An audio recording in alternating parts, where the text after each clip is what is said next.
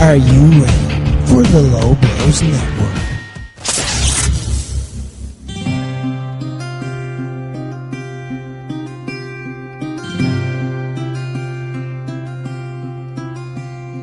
And so our watch continues as each week we break down the new episode and say a long farewell to Game of Thrones. Spoilers are coming and the latest episode, The Long Night, is here. So let's break down what happened, and oh my fucking God, what an episode. Because as the Army of the Living stand at command, Melisandre returns with a WrestleMania entrance to shed some light on the Dothraki's weapons. The fire, it does nothing, they said as they were slaughtered. The few who survived quickly retreat from the initial battle as the Army of the Dead charged and overwhelmed the troops, with Dolores Ed, R.I.P. being the first big name to fall in the field. The Dead breached the wall, with Lyanna Mormont getting squashed like a bug by a zombie giant, but not before taking him out with a sword to the eye. Arya gets disorientated in battle and makes a run for it, only to be saved by the Hound and the late great Arya-KO Dondarrion, who, it turns out, has less lives than a cat after all. Jon and Dany get into a sky scrap with the Night King, with Rhaegal and Viserion going down, only for them to find out that old NK is immune to fire.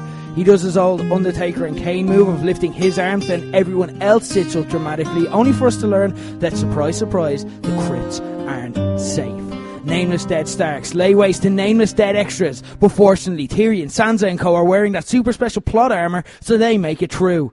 The battle looks lost as the Night King and his 12 Apocalypse Souls advance on Bran in the Godswood, but not before Theon sacrifices himself in a last-ditch effort to protect him.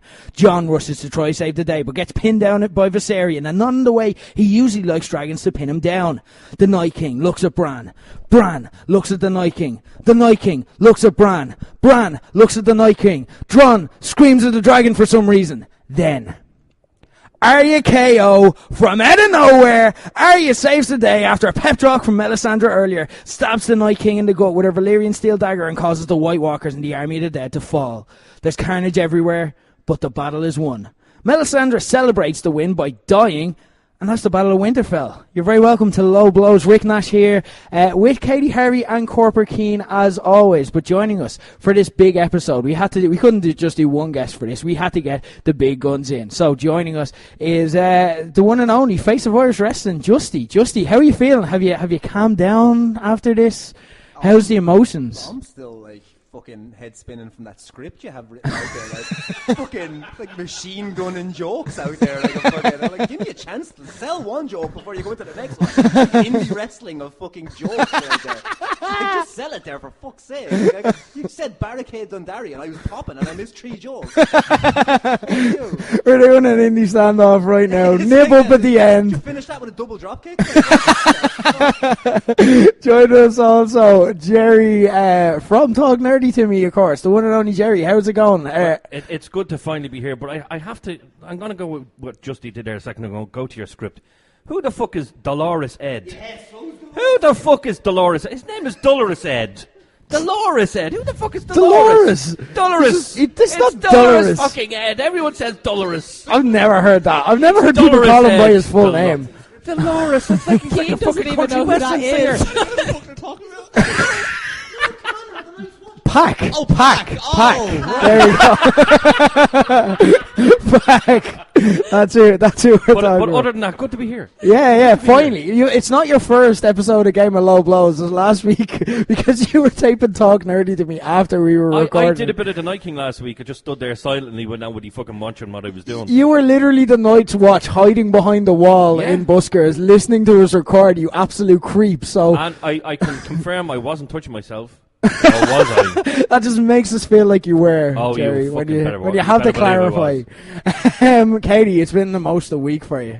So emotional. I lost so many people. Between Game of Thrones and Endgame, like, they should have ended me because I am wrote off. This is tough. We're gonna help get you through it. That's why we had to bring in 2 guests for this week. We knew it was gonna be a rough one for you, but Keane, how are you getting on? Do you understand? Did you like, a lot of people are giving out about the darkness in this? You tend to struggle to understand what's going on, even if it's like in sunlight. So how did you feel? The quality of my stream that I was watching on was so shit. That was the worst. So like, the darkness didn't help me at all. Like, I'm not going to complain because I know why they did it. Obviously it makes sense. But I was literally just like, oh no, I hope that Pix isn't Sam. Oh no, it's not Sam, it's just a random. It's alright. It's okay.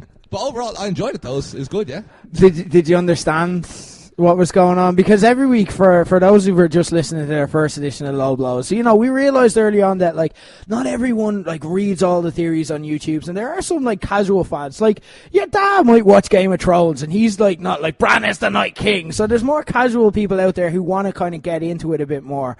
And Keane is handy to have on side for that, because he doesn't watch every episode 10 times. He didn't know who Dollars Ed was. Yay! I don't understand how you can be a casual fan of Game of Thrones. It just means you're too thick to like look into it and comprehend everything you see. Look, if you're too thick, just like jump in a canal. Don't fucking watch something that I am fucking if I have to fucking sit here and discuss Game of Thrones, I want it to be with some fucking people who have a clue and an iota of what's going on. Like, if you're fucking watching, I mean, like, oh, where did that big lizard come out with the wings? Like, fucking, just know your subject matter. If you're doing a podcast on Game of Thrones, like, I don't do a podcast on fucking Wimbledon and Steffi Graf. So watch Hasn't that played bullshit. in years. I don't know why I Incredible. even came in with tennis there. I have no idea. Especially old tennis players. I'm after just bombing a can of Monster in me just before this. So like I'm now I'm firing on some cylinders. So like if you're in my fucking look, I'm not hitting you with Dragon Glass here. Calm down. Like do you know what Dragon Glass is? That's the Obsidian. Jesus. yeah. That's right. We're helping Keane out, though. We are, because...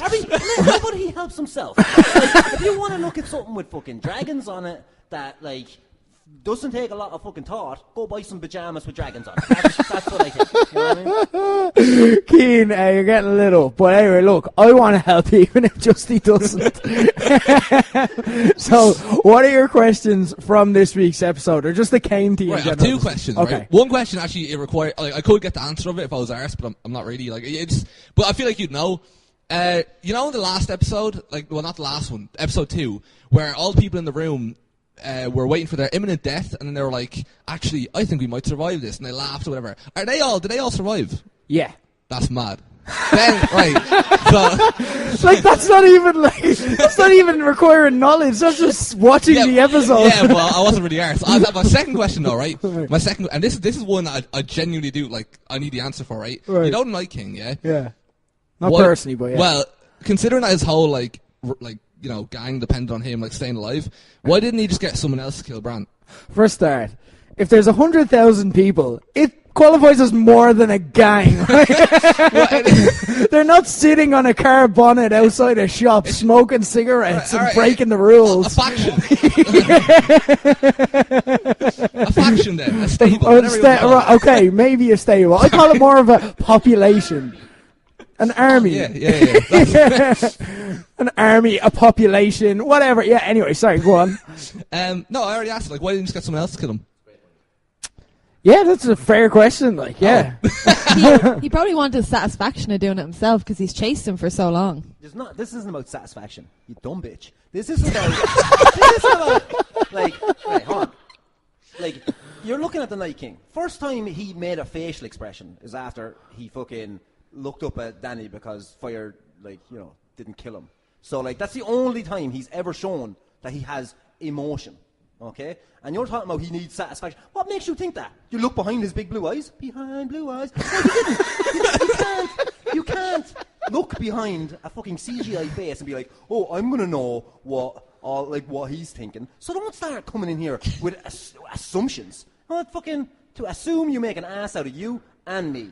Okay? Assumption is the mother of all fuck-ups. Okay? And we're talking about the mother of all dragons here. Okay? So we don't want to be talking about assuming what is on the Night King's mind. I'm just trying to answer Keane's questions. Just don't answer. It's like, he could walk up to a baboon and say, can you teach me calculus? If the baboon starts fucking teaching him calculus, doesn't mean a baboon knows calculus. Am I the baboon? You're the fucking baboon in this one. I'm just saying, right? Let's not go down the fucking road here of assuming what the fucking Night King wanted to do. He's out there asking a very good question. I don't have the answer to it. If I don't have the fucking answer to it, you can't fucking just waltz in here. I can have theories. I can have opinions. Yeah, but maybe say that. Maybe say, excuse me, guys, I might have some insight here. She can't put her hand up like that. That's just insensitive. I raised my hands. Saint elbows fine. Right, it seems like Justy has thoughts, so I'll hand over to you. What did you like from this episode? That it's Game of Thrones. Just the song hit and you're in. Like, that it happened. Like when I seen this thing on that, like it's actually got the second worst rating on Rotten Tomatoes ever. And then like let's walk into why Game of Thrones gets bad ratings on Rotten Tomatoes. Okay. It's because fucking millennials, and this is it, guys. We're through the looking glass here. I'm gonna attack you on every fucking level. You horrible, horrible people who just need to complain about every fucking thing. And it's like they didn't like the scenes where there was rape in it, because you shouldn't use rape as a plot device. Rape happens, everyone. It's good, like, and especially like, this is fucking based on stuff that happened in this world in medieval times, and it's basically fucking George R.R. Martin reimagining all these little things that happened, like the War of the Roses and all these fucking like Hadrian's Wall and all this shit that happened in medieval times and all through history. You're telling me fucking bad stuff didn't happen? You're telling me people didn't get skinned? People didn't get fucking raped, people didn't get murdered, people didn't get stabbed through their fucking eyes, people didn't get fed to dogs. A lot worse shit happened, and on this motherfucking island, we've got septic tanks full of fucking babies. Do we not talk about that? We are talking about it now, people. We're through the looking glass. I didn't think it would be, so but we are. Everybody that complains about these episodes, right? They complain about certain things on them. So when they were complaining about this episode was so bad, most of the complaints are because it was too dark. Was it too dark when the Night King came, who brought an army of darkness and dead people? Was it too dark for you? Pull the fucking curtains, get a better fucking quality television. Like, watch Game of Thrones the way it's supposed to be watched. What are you looking at? Your fucking iPhone? Cop onto yourself. Probably has a cracked screen on it. So, like, fucking... All I'm saying is, people complain too much about stupid fucking things. This episode was unbelievably good. It had my jaw on the ground. People talking about I was crying through it. After I sat silently for like 10 minutes, like not knowing what to do. My jaw was on the floor after maybe minute 15. Like, I was fucking enthralled by that episode. Yeah. Even when I was squinting to find out is that Tormund or is it a bush? It didn't matter. I love that game. It's like, at one stage I was like, oh my god, Jaime Lannister's, he's getting... How did Jaime Lannister save Jaime Lannister? That was Brienne of Tarth. But I still was enjoying it. It wasn't taking me over. People who are like, it's too dark, obviously can't immerse themselves in television. They can't, I'm addicted to social media. I'm on my phone all the time. I'm doing a whole run through Trailer Park Boys at this point now. And for most of it, I'm playing games on my phone and I'm in and out and I'm paying attention. For Game of Thrones, I am just stuck to that screen. And if you can't sit down and focus on what's going on the screen because something's dark, go watch fucking Bananas in Pajamas or something. Cause it is a very bright show. Yeah, it's quite bright. Yeah. I picked that especially because it's bright. But I think that if... and I see it, people who are big critics as well, who are if your complaint is that it was too dark, get a better television. I do get some of the other complaints. There's some stuff I think I'm softening. There's stuff I should have hated as a cynical person. I'm going to give you one. Yeah. Lyanna Mormont was crushed by a giant. Yeah. We will get to that. Do you know what? We'll put a pin in that because I want to talk about that later as well. Yeah. We will get to that. But one thing, I'm not going to go into the details of it, but what happened to Lyanna Mormont? She was a character that was brought in for one line, and people loved her so much that they kept her. What happened with Lyanna Mormont was pandering to the audience in the fucking largest scale possible. A child takes down a giant. That is... if ever there was pandering to the audience. Okay. But I am 110% behind that decision to pander to me because I was fucking loving that. Okay. And if you want to throw in stuff that's cheesy out the fucking door, but it's still heartwarming, I'm on for that. Yeah. If it works emotionally, then you can kind of be like, all right, it's maybe not the most realistic, but it hit the feel, so I can allow it. Yeah, I totally get that. The part in Endgame where all the the female characters all kind of swan down. Like there's a 30 seconds of like, oh look, we're pandering towards feminism. Hate it. And, but I was like this. My body, it started in my stomach. It started in my stomach. A little place where I keep boil reserves for when Katie Harvey opens her fucking mouth. And it started, and it was this groan-inducing thing that was like, feminism. Like, She doesn't say that. That's such a good impression. Every week. I'm on board with feminism. I think, go get it, ladies. You should get paid. Maybe even a little bit more than us because of the whole vagina thing and the fact that it bleeds a lot. So, I'm behind, but when you see something like that, that's automatically just shoving stuff in your face. It should be groan-inducing. Yeah. But because we're in, because I'm in a film where I am engrossed in what's going on, and I had a look over at my girlfriend, who is kind of half, yeah, okay, I'll go and watch Avengers with you, you fucking nerd. And I looked over, and at that moment, I was doing a whole, my eyes were half rolling, so I could look over her, and I could just see that her fists were balled, and she was like, yeah, get it, girls. I was like, this is a pretty cool moment. I was like, that's a pretty cool moment. For something that's completely fucking pandering to the audience, to those fucking millennials. But I say that like I'm not one. And it's the same with the stuff like Lyanna and not so much with like Jorah and Theon, but the Lyanna stuff, that was 100% pandering to the audience, and I am 110% behind it. Okay, Katie, you're also a big fan of the Lyanna moment. Oh yeah, I love Lyanna Mormont. She's just deadly. Thought it was a really good ending for her. But my favourite of this episode was the stuff in the crypts with Sansa and Tyrion. Yes! I thought that was whopper. I'm all for it's this. just, I don't think there's romance brewing there again, but just like the mutual respect and kind of like, look how shit started and look where we are now. I just thought it was really cool. Yeah. I'm excited to see where it goes.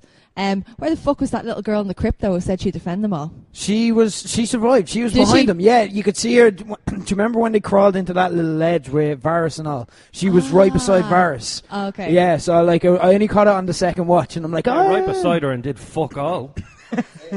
Yeah. Like, for fuck's sake, you're there. She You said, I'm going to defend everyone in the crypts. You did fuck all. You No. little bitch. Do you know what they said? They said, no, you've had screen time. You're safe. Yeah. No one in the crypts who's been on screen before is dying here. Get in there and put on that fucking plot armor. I really liked Tyrion and Sansa as well. I could totally see that being, though, a marriage of convenience, like for politics' sake, where, because I don't think Sansa's going to have a romance in the future. I think she's been damaged from all the men she's been with, but it makes sense from a political standpoint when this is how they use marriage in this world for those two to hook up. And, I think politically that's the reason why it won't work. Okay. Number one, Sansa is talking about dividing the north and the south. So Dany, but Tyrion is Dany's hand. You can't have someone who's basically saying, I want the fucking north. Sansa, who's I'm not saying she wants to be the fucking queen of the north. She kind of did when Jon came in, and it looked like a whole usurping kind of a situation. But I think that Tyrion and Sansa are going to cause issues for Tyrion and Daenerys, and for Sansa and Daenerys. And I think if it goes down the route of that the two of them are, because I honestly think, I know you said you didn't see any kind of romance. I don't think it was romance. I think it was if ever there was a point in settling, the woman who has almost married a monster and got away, and then married a bigger monster, and then going out of the when you're out of the fucking Joffrey and into the fucking Ramsay. Yeah. That's she's had a fucking hard time of it, and even with Littlefinger always fucking pulling the strings on her. So I think that she kind of looked at Tyrion. It was more kind of a thing that they've acknowledged that we're pretty much the two cleverest people in this fucking whole kingdom now. The two of them are looking at each other kind of saying well, we're no good up there, so we're down here. The two of them are kind of like they're equals, really. And I think you can kind of see in Sansa kind of going, well, he wasn't. When she says, you were the best of them, and they share that laugh. And he when he says, "What an awful thought," or whatever it was, Yeah. what a horrifying thought. And they share that laugh, and then after, I think there's a lingering moment there where Sansa's like, you know what? Maybe I should have stuck with the dwarf because he was an all right cat. Yeah. If you squint a little bit, he's not so bad. Jerry. He's handsome. Yeah. In the books, though, he's like missing his nose and half his face. Yeah. he's not. Yeah, well, the book also best. says Jorah's not handsome, and that's just not true. So But Jorah's like a grandad in the book. Literally a grandad. yeah, it's like he's big and balding with like black wisps of hair, and I'm like, that's not my Jorah. I'm not reading these descriptions. There's also like Shit. a slight rapey vibe to him as well. They changed it up, but probably for the better. It's not a slight rapey vibe. He straight on wants to rape the shit out of He her. literally grabbed her at one stage. Yes. Yeah, there is that. So, but the changes in the book, the TV show, have been good for Jorah. Anyway, Jerry, to say the least. Jerry, what did you like from this episode? What are some of your highlights? We've talked about the darkness. I don't get that at all. I was in my sitting room. I had the blinds closed, the lights off, everything. I have a fairly good TV. I had no problems with the darkness in it. I could see mostly what was going on. It was supposed to be dark. It was the middle of the night. Like Tormund said, it's going to be before the dawn, lads. It's going to be really fucking dark. And darkest before the dawn and all that shit. And it was Night really King. fucking dark. Yeah. And it really was. But it was supposed to be like, look at what happened. The two dragons were going around, let's kick the shit out of these lads now. And they were. And then what happened? This snowfield came in just out of nowhere, literally fucking Randy Orton the shit out of it. Yeah. Came out of nowhere. They couldn't see where they were going. So no, I had no problems with the darkness at all. I'm just really happy certain characters survived. I'm not Okay, talking who are you about- happy? I'm not talking about like the Johns and the Daenerys. I'm talking about Davos. Like Davos is my man. Davos is knew my you man, got and he there. survived the battle. Absolutely loved that man, and he survived again. He's going all the way. He is going all the way. He has to, at least till the last episode. Yeah, absolutely. So he's been at every one of the really big major battles, and he survived them all. Sam, God bless Sam. Because he wanted to be brave, and he went out there and he killed a few of them. You can see he killed a few of them, and then Dolores Ed, Dolores, poor old Ed died, but he just broke at that point. He's like, oh fuck, I'm not brave. I need to run. But He was doing we were talking about this before we did he taped. survive? We were talking he about gets this into the castle and literally gets surrounded, and they're piling on top of him, and he's like, ah! He's And then literally Jon is Christ like- stabbing at one stage. Yeah. He's like, stop, stop. Exactly. Like you look at A like weird Ed- way to Ed- fight, man. Ed saved him, and he died. Yeah. And I can't remember what other character. Some of the character, not in this episode, but some of the characters saved him before, and then that character died.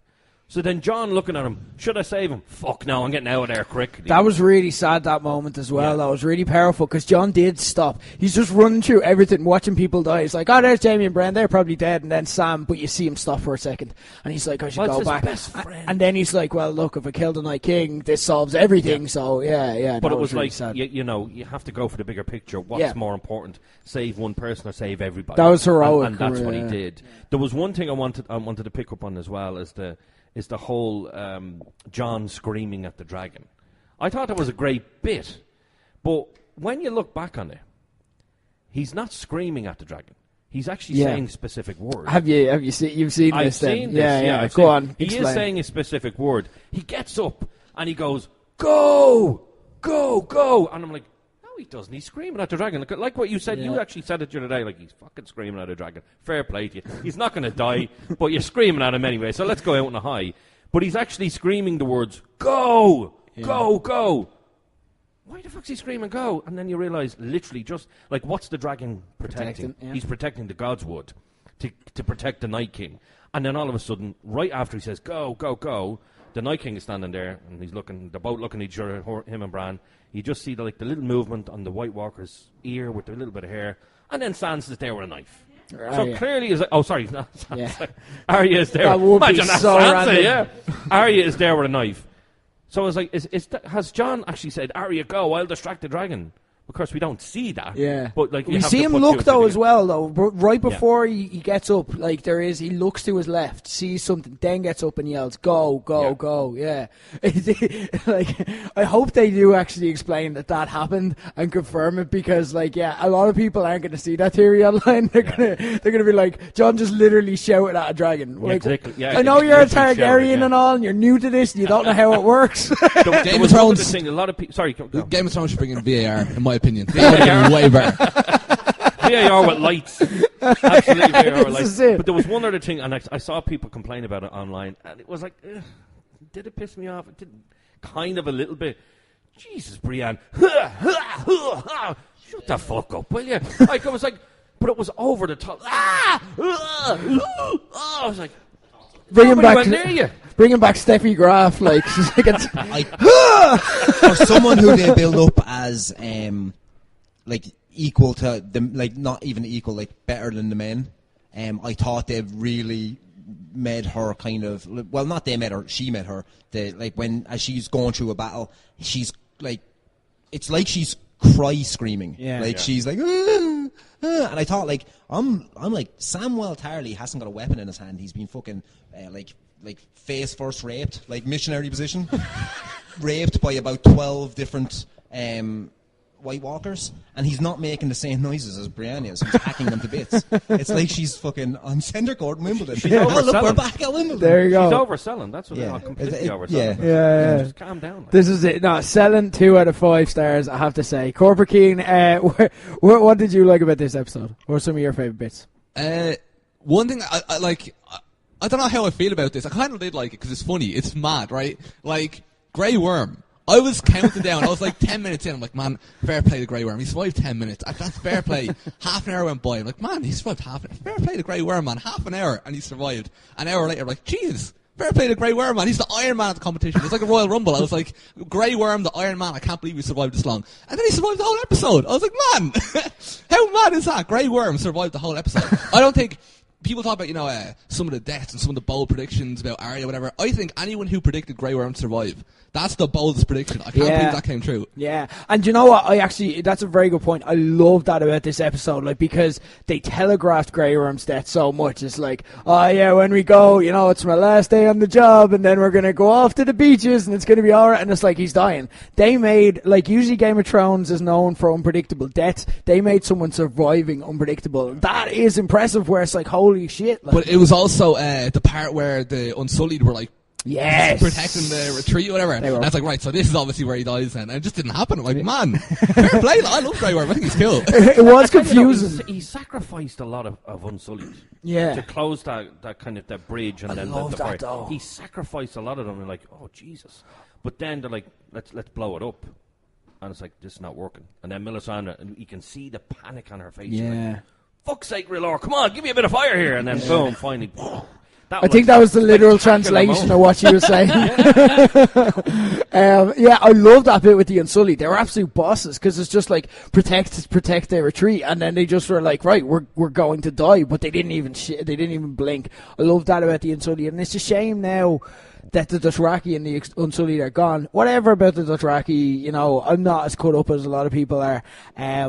But, like, I would have loved to see more of them in battle, because, like, watching them, I was like, right, this is fucking organised battle. These are people who are literally giving their lives, like, don't give a fuck. Like, they're like, we will die just to make sure 10 more people get in. Like, I thought they were badasses. What I didn't get about the Dothraki was, you're looking at, and it's a fantastic visual of them running with the flame.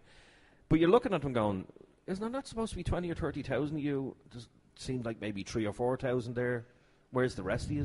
Just seemed like a lot less. Yeah, I'm not sure we got, I would have thought it would have been around that amount too, but I'm not sure we got, like, an actual count on it. I'm not sure at any stage they did say. I think, and I might be pulling this out of my arse, but when they talk about Dothrakis, and they were talking about how many was coming over on the ships, I think there was less than 10,000. Right. But I could be completely wrong. Yeah. What I did like about the Unsullied, and like if we just go back to talk about those guys, like I'm not a big fan of the Dothraki. Like Khal Drogo was an alright dude, but as people go, they're kind of scummy. Like, they're like we like horses, you like goats. you're our slaves now. Yeah, okay, cool guys. Real salt of the earth people. Really glad you crossed over that sea to come over and fight for us. What's going to happen when we win? What were the Dothraki going to get after they win? What do you want? They're going to just go down to Dorne because it's warm. Yeah. And what are they going to do down at Dorne? They're going to murder a lot of people. Yeah. Probably going to be like, you like snakes, we like horses. You're our slaves now. You know what I mean? So the Dothraki, fuck the loss of them. But the Unsullied I like. Yeah. They're not going to rape you. You know what I mean? you are so safe around them from that. That's it. Every one of them's got to know fucking, we choppy, yo pee. Fucking fantastic reference. We needed a Katey reference in here. Steffi Grant, Katey. We were taking them all off. Oh, the part of my stomach that hates Katie Harvey. So the Unsullied, but the thing about the Unsullied is, they're doing exactly what it says on the tin for them. So when it's guard the retreat, and I'm 100% in with Keen on this, I was like, Grey Worm, goodbye, my lover. I already had the time to say goodbye. But the next minute he's back through the gate. I'm like, how did that fucker guard a retreat, then get a retreat, and now he's fighting other White Walkers in what's going on with Grey Worm? But don't get me wrong, I'm glad. But we have to remember something. The Battle of Winterfell is the second biggest battle this season. Yeah. It's we've probably got an episode of calm your shit and let's set up for another battle, then a battle, and then the epilogue episode where it's all this is the way it's all ending up.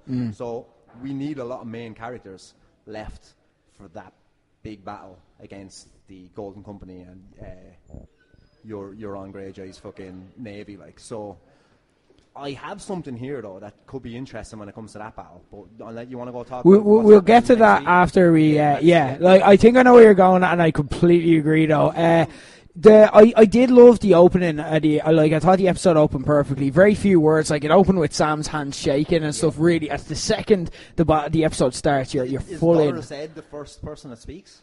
It could be, yeah, it could well be. No, I think it was the guy who spoke to Sam and is go.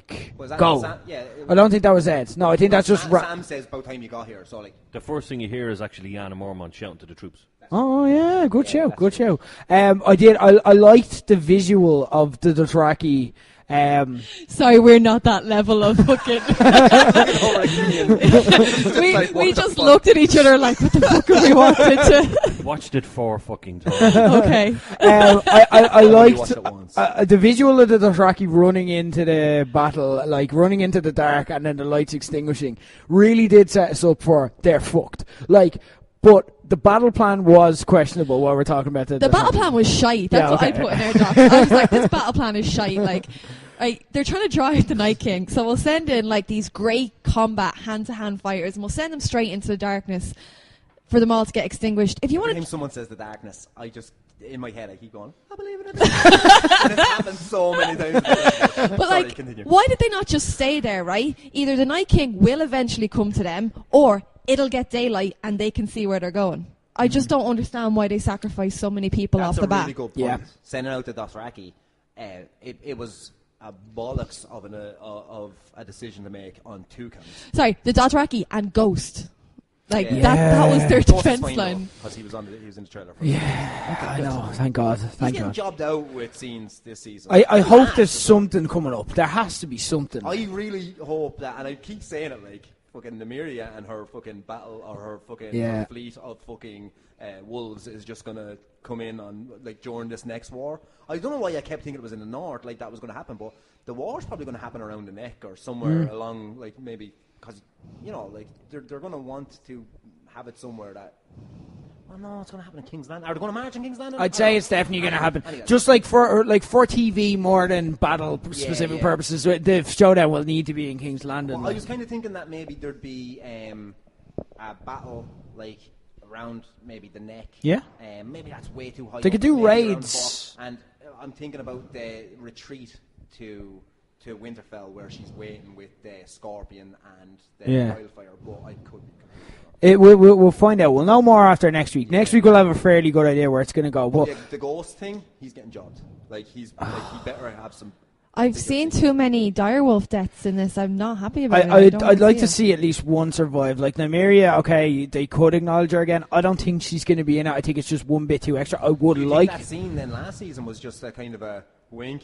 At the start of the season, I was hopeful that we get her inside the Battle of Winterfell, like a fuckload of direwolves show up, and maybe they're savage at like taking out whites. But now I'm like, right, it's getting a bit too late in the day for this. So that's just my thought. So they could easily still do it. Like I think we have to see one survive, and I hope it's Ghost. Ghost the one we're attached to. But it was a dramatic time. It was a dramatic week for you, a traumatic week. It was for you. You lost 2 big guns that you've been singing the praises. I count it as a victory. Fuck off, Theon. Another success for the fuck off campaigns here on Low Blows. Oh, Theon. I've got a lot of love for Theon. He had the best character arc, I think, of any person on Game of Thrones. Best character arc of this television program so far, which is the best television program so far. So Theon Greyjoy has had the best character arc in the history of television. Yeah. Let's just point that one out, right? Okay. Like, he starts off as a little bit of a fucking a whiny little bitch who's not in his own house. You realise why he's a whiny little bitch and why he's not in his own house when you meet his family. Then he gets his cock chopped off after he takes Winterfell. After he's every action he has got an unbelievably fucking harsh reaction to what has happened. And then he has all these redeeming moments that like are building up to this massive moment of redemption, like the Sansa thing, jumping off Ramsay's fucking the Winterfell castle, the walls, wasn't it? Yeah. Is it Harrenhal? Winterfell. Oh, it is Winterfell. Yeah, sorry, yeah. Because fucking Is that the War of the North, he was given the North. So they jump out, land in the fucking snow, and head off. So he redeemed himself a little bit. Then he comes back, and we see he's a fucking coward again when he jumps off the ship with Euron, and you're like, fucking hell, what? Like, Theon, give me something here. And at the very end, he's the one protecting Bran, and Bran gives him his fucking, do you know what, Theon, you were a good man. Everything that you've done has led you to be here protecting me. This is the fucking end of the world. You are standing at the cusp of civilization as we speak, and you're the thing that stands between good and evil. If Bran is good. Yeah. You're the thing standing between good and evil, and you gave it your best fucking go. And he bought them that time so that Arya could sneak up and do her fucking fucking salmon skin roll. What's that in there? Unagi, is it? Unagi, yeah. So like Theon Greyjoy is by proxy the savior of the Seven Kingdoms. If we think about it, like there's a whole like everything, what everybody else has done in that episode is buying time. Yeah, it contributes. Yeah, so Brienne screaming her little fucking head off, and Samuel cry. saying dogpile, and letting every White Walker in the fucking Westeros jump on him, and he still how is it like I'm going to get into the fucking how people survived fucking being absolutely dogpiled by fucking whites, but they all bought a little bit of time. What Theon bought was the ultimate 10 seconds with him sacrificing himself, and he was badass with that staff. He just came along and he was just slicing heads, just absolutely doing, or the pike. Sorry, he absolutely done fucking. I know, like there was a few Greyjoy men there, and they were all laying out whites. But by the end of it, Theon was the only one left. And if you looked at that scene where the fucking music is just swelling to a crescendo, and he is just fucking hacking people down. White Walkers or whites down, and they're just falling at his feet. You're like, fuck me, give that man a cape. Don't fucking like how we would say Theon's a prick. It's the ultimate. He's the ultimate character. Him and say Jaime are the ones that when George Martin is actually looking at characters and saying there's no such thing as a black and white character. There's everyone has their grey areas. Well, between Theon and Jaime, and I'd say even more Theon than Jaime now at this point, that it's like there isn't just good or evil in anyone. There's good and evil, and it's their decisions and the circumstances that all come about to get a person through life. And Theon's life more so has been good, then evil, then good, then evil, and it's like, Jesus, what way is it going to finish for him? And I love this ending. It's one of the greatest character arcs I've ever witnessed. Okay, for me, Theon was summed up with one scene in this episode where it's like, Bran, and Bran's like, I'm going to go now. I'm taking that trick. I'm going to use that. Like, if there's any like annoying people come up to me on the street, I'm just going to go, I'm going to go now, and then just roll my eyes into my back of my head. But Katey, you've been pimping Theon for weeks now on the show. How did it feel? Did you ball your eyes out? Correct word for a man without a dick. Well, yeah, this is it. It was a bit insensitive, but we don't want to say. No, you've been singing Theon's praises for her, so this must have been emotional for you. It was emotional in the sense that I loved that he got not the happy ending, the heroic ending, but I knew he was going to go, and I was okay with him going because it was time. Sorry, can I just point one thing out here that is a really cool, it's like episode 1 of Game of Thrones. Ned is talking about to Bran. Bran is saying, like, more or less, I'm a pussy, Dad. What happens? How can you be brave when you're afraid? And Ned says, you can only be brave when you're afraid. And this was, for me, like, Theon was like listening to this, like, with a kind of like a snarl on his fucking face. If I'm remembering correctly, I'm completely wrong. Mm-hmm. And then, but if you watch this, it's Bran more or less telling Theon, you're the bravest man I fucking know right now because you're here. You're a good man, Theon. And so I think it's another one of those, like, Game of Thrones does a lot where there's like not just the obvious ones with Melisandre where we're like, she said that in season 4 and now it's all coming because she prophesizes. But he does great little throwbacks to moments like that where at the very first episode, Theon is scoffing at bravery, and then at his very last episode, it's bravery that defines him. And he's having a cry, and like he's crying while he's doing it as well. Like he's totally vulnerable. Of course. He's the most cowardly character except for Sam. Yeah. Well, maybe, like, I don't know. But like he's being brave because he's afraid. Because he's afraid. Yeah, this is it exactly. Yeah. So also a very emotional episode for you, Katey. Like not only Theon, Jorah as well. Yeah, which was sadder for you? This Jorah, like, that's why I was going to stop watching Game of Thrones last week while he was still alive and he could live in my memory. Again, I kind of knew it was going to happen, and I knew he was going to die defending Dany, but I was just out of my, because I don't like her. I've been over the reasons why I don't like her, and I was like, it's such a waste of him to. But you know what? It's perfect for him and his character, because again, it's that redemption thing where, you know, he's exiled from Westeros, goes over there, looks after her, pretty much growing up, and brings her back home, loves her and dies defending her, and he's the perfect man, and I'm actually not okay about it. The one thing I'll say about that is, the song that Ramin Djawadi. No, the song from the second episode that Jenny Jenny of Oldstone. Yeah. Okay, there's the lines in it that says the one she had lost, the one she had found, and the one that had loved her the most, and it's all Jorah. Like everyone expected, that's clearly about her and Jon, but when you actually put those 3 lines, it's the one she had lost, Jorah, because she banished him, then one she had found because he came back to her after the grayscale and all that, and the one had loved her the most. Clearly, there's nobody has loved Dany more than Jorah Mormont, and then he died in her arms, and that was like, it's an interesting. That's heart-wrenching for me. Like that. The thing that I loved is he kept swinging until the last white dropped, and then that's when he dropped. Like, you could see she was keeping him going. Yeah. And he was dead. Like, he got stabbed in the chest, then stabbed in the back, or whichever way it was. So he was fucked. But he was like, I'm not going down until, like, she's safe. Yeah, like, and then boom, the drop. The other sad thing is, like, that's House Mormont gone as well. Yeah, like one fell swoop. Like it was absolutely horrible, but they died like as heroes at the same time as well. What got me with this scene was just sorry, Jorah, big redemption as well. Yeah, not black and white, all grey. That cunt was banished from Westeros for selling slaves, taken into the. But that was for love as well, because he's a good man. Quiet. That was to buy nice things for his wife. Yeah, but buy nice things for your, like, just fucking, you're on Bear Island, go eat a bear, right? So the thing with him again, it's just another thing. Like when he went to Essos and he was fucking supposed to be fucking, he was supposed to kill Dany, and then he didn't, and then he was like, you know, he was so back and forward as well. And then in the end, I know it was always going to happen. And it's maybe not redemption. It's kind of like him fulfilling his own prophecy or him fulfilling his own destiny.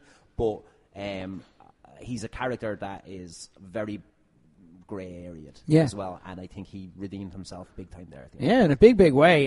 The moment as well when Dany's leaning over him and crying, and then That's the most emotion she's ever shown on Yeah. Game of Thrones. When her dragon died, she didn't cry. When Khal Drogo died, she didn't cry like that. Like, that is the most emotion she's ever shown through all the death and the hardship that she's had over the years. yeah, And it's going to be so interesting because he's her moral compass.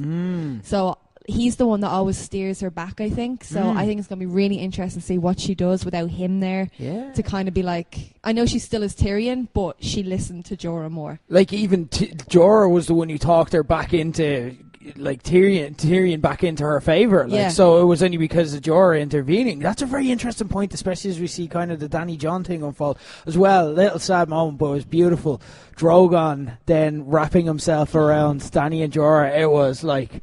It was like, this is why when people are like, oh, I hate that episode, I'm like, how can you hate it when something like that happens? You know what I mean? I can understand having issues with it, but that was fucking beautiful. How could you hate that episode? How could you hate it? Like, yeah, too dark. Absolutely. It's because you're watching on a fucking stream. You heathen. like that moment with the dragon and the dragon kind of coming down and putting like the wings around him. That's his mother, and his mother is the most upset he's ever seen her. It's like, but this is him trying to comfort her. Yeah. Like, I'm here, Yeah. I'm here, Ma. You know, Yeah. I'm here to protect you. That whole episode start to finish just. And Jorah's a daddy, so... Like, the adopted daddy. The adopted daddy, I suppose. Look, you only have a week left to be able to make I'm these jokes. going back so. to my fan fiction. This is it. As well, like, I've been defending Dany these past few weeks when you've been kind of against her. There was a moment where I kind of turned on her during this scene. Did she, like, at one stage, it looked like a white is coming at her and she just moves Jorah in front of her and lets him take That's another. Really good. And I'm it's like, actually Jorah fuck dragging. It is fuck Jorah you. dragging her because I definitely watched it again. But because I was like, that bitch just pushed him. Is it? No, but it's Jorah Right. dragging. Okay. But I'll say this right to all you fucking idiots that are sitting up here beside me talking about fucking. I feel like this is about me. No, it's about that fucking gobshite over there as well, talking about which characters he fucking likes and which characters he doesn't like. Like, there's no character in Game of Thrones you're supposed to like or dislike, except for Bronn or Tormund. But there's no character that you're not supposed to be like 100% behind people. Like, let's face Jorah, kind of a cock. You know what I mean? How? Like, Give me one example. slaves. Yeah, Yeah, but also, they were poachers. Tell me your stance on slavery. This is 2 weeks in a row. 2 weeks now. 2 weeks. This is a I'm- running Feel team. it, good, I'm- bad. Let's just say there's no grey areas when it comes to slavery. Okay? The feminist icon. She's not anti-slavery icon. Woke queen. I am not a woke queen. No, you are certainly not. You love a little bit of slavery. So anyways, like I'm saying, Jorah, not perfect. No matter what you want to fucking flick your bean to, I'm just telling you. But Dany herself is someone who, she was like, you know what I mean? She was born in fire. Yeah. Like, let's face it. Her fucking outlet is a mad king, right? Her mother fucking gone. All right. She pretty much lived her childhood at being a commodity. It's like she was waiting around for someday she's going to be sold by this perfumed, big, fucking purple-beard, lozenge-headed fuck. Her brother was a nasty piece of shit who used her as commodity, as some kind of fucking currency as well. They sold her to a Dothraki fucking horse lord. Now, if it wasn't Jason Momoa, who, by the way, I will swoon for. Okay, I'm gonna I'll put it out there. That guy He is your Jorah. He's enough man. He's my Jorah. Okay, no, Bronn is my Jorah. But let's say, I can't. You know what the worst thing about this is? Bronn wasn't in that episode, so I can't talk about Bronn this week. But yeah, so when we talk about Daenerys, she in her head, all she wanted to do was get back to Westeros, and it's like revenge. But then you have to remember she got stopped along the way, and because she had to make some decisions. Do I want to free the slaves? Now I know you wouldn't be one for freeing the slaves, and that's why. Katey was very that's against that probably before. I was very against her reasons for freeing the slaves. So anyways, let's Please not- listen to last week for context. No, just trust us. Katie loves slavery. Katie That's it. hates- You don't need to listen in. That's all you need to Not know. a big You're fan caught of up. Daenerys Targaryen or Abraham Lincoln. So anyways, right? So let's say, like, now, she didn't make great decisions when it came to how she freed the slaves or how she dealt with the masters and stuff like that. But, like, I just want to point out, this is a fucking chick who's, I don't know, maybe she's in the TV program, early 20s at that stage, but, like, she's a fucking child in the books. Like. So, like, what life experience? She hasn't got Google she hasn't got fucking, like, what's Jorah was her Google. Yeah, that's it. Jorah's like, what is the currency of Essos? That's it. Like, she hasn't a fucking clue. She has to go to Jorapedia to find out every little thing. Ask Jorah. Like, it's so, like, Jorah the Explorer. Jorah the Internet Explorer. So she's learning as she's going. So, have you made mistakes in your life, Katey? Well, I didn't crucify a bunch of fucking admitting that you like slavery, like, wasn't great. But, like, can you understand? Like, I get that you're not a big fan of Daenerys, but, like, you can't just be like, she's a bitch because of this. By the way, this is you. She's a bitch because of this. I'm a feminine. I can't bend my elbows. Like, the fact that she was, like, she's grown throughout the show as well. Some shit has happened to her. Like, she didn't just get dragged to be like, no, I'm gonna kill everybody. But that's what she wanted to do. She wanted to go to King's Landing and kill everyone. She didn't. She didn't want to kill everyone. She wanted to kill people who killed her father. She wanted to kill people who killed her brother. She wasn't going to be like, do you know what? And what about the people she's killed on the way? Let's shut your fucking beak for a minute here.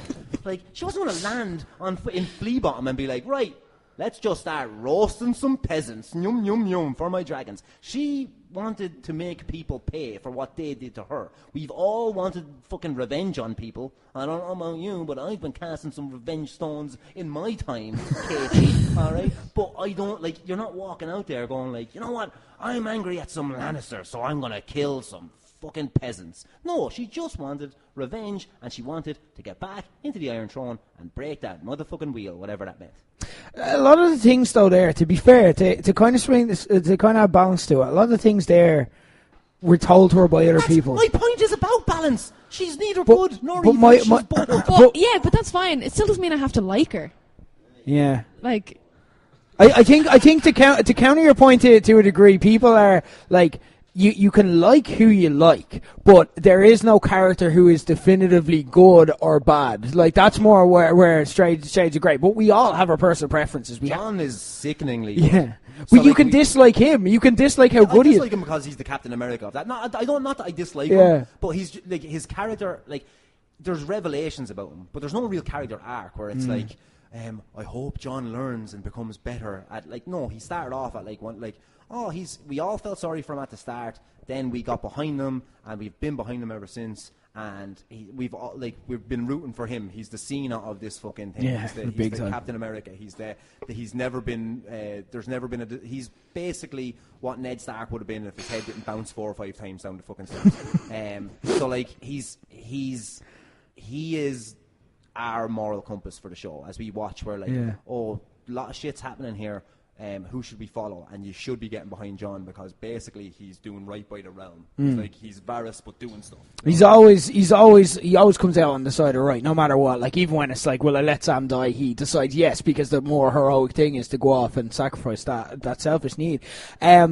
Well, let's talk about that, because one thing I really enjoyed in the episode is relates to John, where he's like, I'm the hero, I have to save everybody, and then he runs off and I don't know why he's in some mothers do have him now.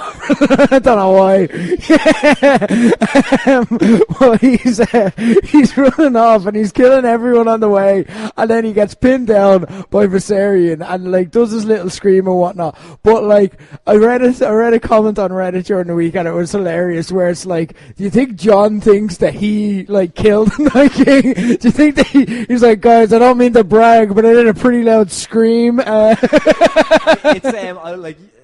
think Jerry's the only one here who played Skyrim, and there's the whole thing about it is you're the Dovahkiin, which is the Dragon Lord, and you learn dragon shouts. And the first dragon shout you learn is Fus Roda, and he just shouts and things, like, fall apart. And when John gets up, like, in all the confusion that's going on, I just see fucking John screaming at a dragon, and the dragon bursts, and I was like, are they going down? Did he just say Fus Roda at a fucking dragon and it exploded? So I'm like, this is Skyrim. And I used to do that. Like I used to when Game of Thrones finished, I was like, right, I'm going to play in Skyrim for a while because I want to go and pretend I'm in Game of Thrones myself and run around. And like now I can pretend I'm Jon Snow shouting at dragons and it'll work. There you go, job done. Let's talk about Arya then. Let's talk about who actually did kill the Night King. We've got into an hour of the show and we haven't even got talking about this yet. It's a big week. Thanks, Justy. It's a big week. It's a big week. So first off, there is controversy. There are people complaining about it. Did anyone not like Arya? Corporate Keen, what did you think about having Arya be the one to kill the Night King after all this? Yeah, that's cool. I liked it.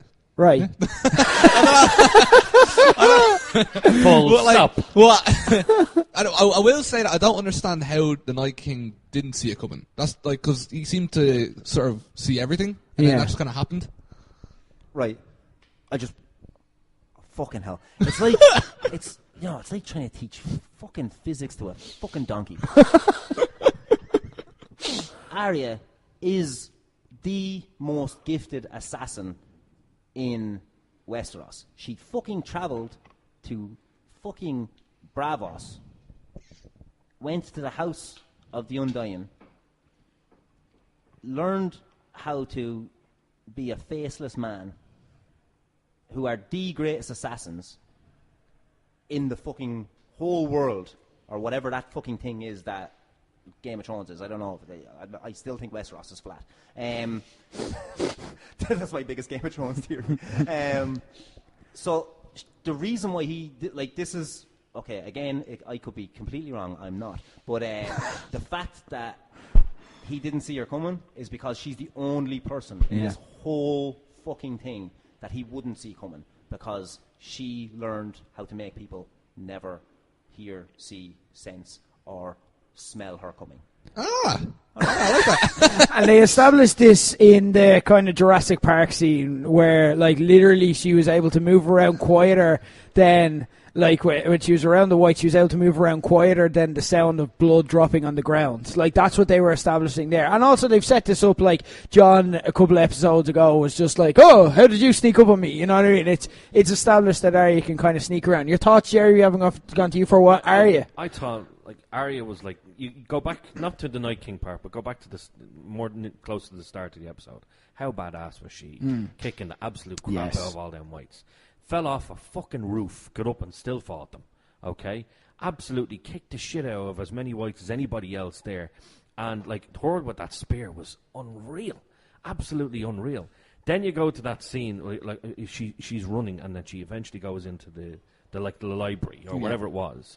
And like you're saying there, like the Jurassic Park scene, like she has to be as quiet as possible. Yeah. It just, the whole thing blew me away. But during the week I was watching some of her training videos to how she trained for different fights. And, you know, the fight with Brienne and how she just did the little flick with the knife. That was so cool. Justy's just realised this now. Yeah. That was foreshadowing. No, I saw that after. I didn't see that fight scene at all until after. I only seen the thing that was the clip of her flicking that knife over to catch it and then stab Brienne with it. And I was like, what the fuck? Why didn't they do that as the last Night King thing? Like, because that would have been... That's what she did. She didn't flick it. She just dropped it. She dropped it, Caught it in the other hand, which is, like, badass as well. I had to watch it the second time to see if it was because I thought maybe he squeezed the neck, she released it, and then caught it, and then it was like the whole takeaway to give it again, like a whole wrestling trope. But it was it wasn't she purposely done it. She did it on purpose. She dropped it from high to low to distract him. See, she knew he had armor on as well, so she knew where his armor wasn't. So and as well to do it that quickly, because again we saw it in slow mo, but that happened like within a second. But you know, nobody like I saw Arya jumping, and at that point I was like, oh fuck, not Arya. And kill John, fucking killed Arya, not in this episode. That was like, she's dead, and then you just see you're like, no, no, really? And then, how did you react? Fuck, I literally, I couldn't move. I literally sat there looking at the screen, mouth down, going, It's like, you know, Bishop Brennan, he's had to get kicked up the arse, and he has no reaction, and he's just kind of like, Great reference. It's almost Hodor. You became Hodor. I became Hodor. I was like, what the actual fuck did I just say? No, he's not really dead. Oh shit! Oh, they're all. Oh, for fuck's sake! I'm gonna show you. This is obviously the listeners won't be able to see this. I'm gonna show you how I acted. Right? I literally, when they did it, I stood up. I ran into the middle of my bedroom floor and went, ah! And then I'm like, what am I doing here? And then I'm like, better go back to bed. It was insane. The one person that we didn't expect to actually... Nobody. No one had Arya. No one had Arya. I actually, I did the prediction league. A couple of people here did prediction league with me. A couple of people had Sam killing him, and I was like, okay, well now Sam the Slayer, he's already killed the White before. Okay, maybe like 1%. Not Arya. Not one person even thought of Arya. I looked online to see had there been any of these theories that surrounded Arya being the one to kill. No, none. Yeah. So does that make her it looked prince that was promised? Yeah, kind of. But it looked like it looked like they were going a different way with Arya everywhere. Yeah. But when you look back at it now, everything was subtly foreshadowing the fact that she was going to kill the Night King. Yeah. Which I feel like the biggest fucking idiot now. Like, why did I watch so many goddamn fucking videos about what the Night King's going to do after he wins the fucking battle? Like I know I'm not disappointed. Like I'm not angry. I'm a little bit like I'm like a parent. I'm not angry. I'm a little bit disappointed. I'm only disappointed at the fact that she killed him so easily. Yeah, and I say easily, like a lot of people died, but like she got one shot at him, and it's all one shot. I suppose is all you need. Like Eminem said in 8 Mile. But like if you only need one shot, do not miss your chance to go. Don't miss your chance to blow, Arya. Comes once in a life. You better. The thing that I'm a little bit disappointed, but with Arya, no one expected it. No. But when you look back, it's like fucking. It wasn't even like the stuff that like not even so like it's some of it's a little bit contrived with the if you're looking for the prophecy of Azor Ahai, where you can kind of make everybody out. Oh, they were all born in the fire, and they were all like. But she was reborn. If you think about the house, fucking of the Undial or the faceless men, she was fucking more or less became a new person. So like you can go down along the lines of like all the stuff in the prophecy that she is the prince that was promised. Well, we've established in the show that the prince that was promised, that's it's prophesized in Valyrian, and that there's no prince or princess. It's not gendered. It's gender neutral. There you go. Just said you. Thank you. Like me, the queen of Irish wrestling. Well, let's talk to the queen of Irish wrestling. Then. Your thoughts on Arya getting the W at the last minute? Yeah, like everyone else, I didn't see it coming, and then when I went back, I was like, how the fuck did I miss every sign? Like, even someone pointed out, like, episode 1, the whole thing is Bran in the courtyard shooting arrows, and she sneaks up behind him and shoots over his head. I'm like, fucking episode 1, they were already, like, I don't know if they're actually already prophesizing that or whatever, just fitted in nicely, all these things that happened, and we're now looking for them. But, I think it's cool. I think it's cool as fuck she did it. This is like... It's one of these things, because again, like George R. R. Martin has given them how he's going to map out the end of the books, and he said that the books aren't going to be different to how you see the show. It's going to be pretty much the same. So we can assume that a lot of this stuff with Arya was telegraphed. We can assume that there was a lot. For example, as the quote that Melisandre gave her, where it's like brown eyes, blue eyes, brown eyes, green eyes, blue eyes, that was said back in season 3. And like, I want to go back, we're getting into Easter eggs now, but I want to go back and like talk about that one scene where she said that, because that's also the scene where the amount of foreshadowing and planning that goes into it. That was the scene where she learned that she could resurrect Jon. Because that was when Thoros brought back Beric Dondarrion, and then Melisandre's kind of like, oh shit, you can do that, you can resurrect people. She knew it was possible. She like because that's her fucking religion. So I'm sure she knew that it was possible, but it was only the fact that there was proof there, and that was something like if Thoros of Myr is one of my favorite characters in the whole fucking thing. If Thoros wasn't around, Melisandre wouldn't have known that she could do what she done, and therefore Jon would be fucking still dead right now. Exactly. So, big shout out to my man, Thoros of Myr. R.I.P. Miss you, dude. And then, like, we have that as well, like the amount of foreshadowing that goes into this as well. Think about where this happened, the Godswood. It's where Bran gave her the dagger that she used to use it. It's where she snuck up on Jon and established. They've been, like, pointing us towards this. But they're the best twists. We come up with all of our theories every single week, but the reality is we watch the show because we want them to come up with better than us. We want them to have something where, like, they've known what they've been doing all these years, and then there's something where it's like, none of us had it, and they gave it to us. That's why, like, okay, yeah, people are like, and it doesn't really fit the complete Azor Ahai thing, like, for example, resurrected by salt and smoke doesn't really fit that. But the thing with prophecies in the show is they don't always play out. Like, in the books, Tyrion describes prophecies as like a drunken mule. You know what I mean? You think you have it under control, and then it kicks you in the face. Like, that's the way prophecies are, and that's the way George R. R. Martin sees it, where it's like, they're not perfect. They point you in one direction, but it's actually probably something else you're not looking at.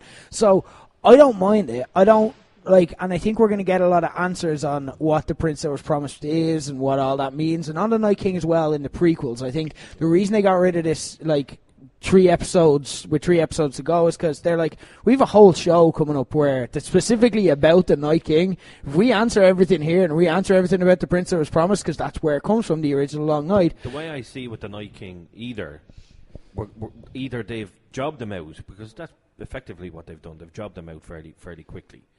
It's either one of two ways. That it's going to be explained completely, and they said, well, right, we don't need to do any more. He's going to be explained in the prequel, or maybe he's not really gone. But we'll get to that later. Maybe there's more Night Kings. Maybe it can be created by someone else. It's Arya. Yeah? Once you kill the Night King, you become the Night King. We're going by Tim Allen, the Santa Claus rules. Only because I watched the Santa Claus this Christmas for the first time. So, like, Night King falls off a roof. If it's your roof, you're the Night King. You know what I mean?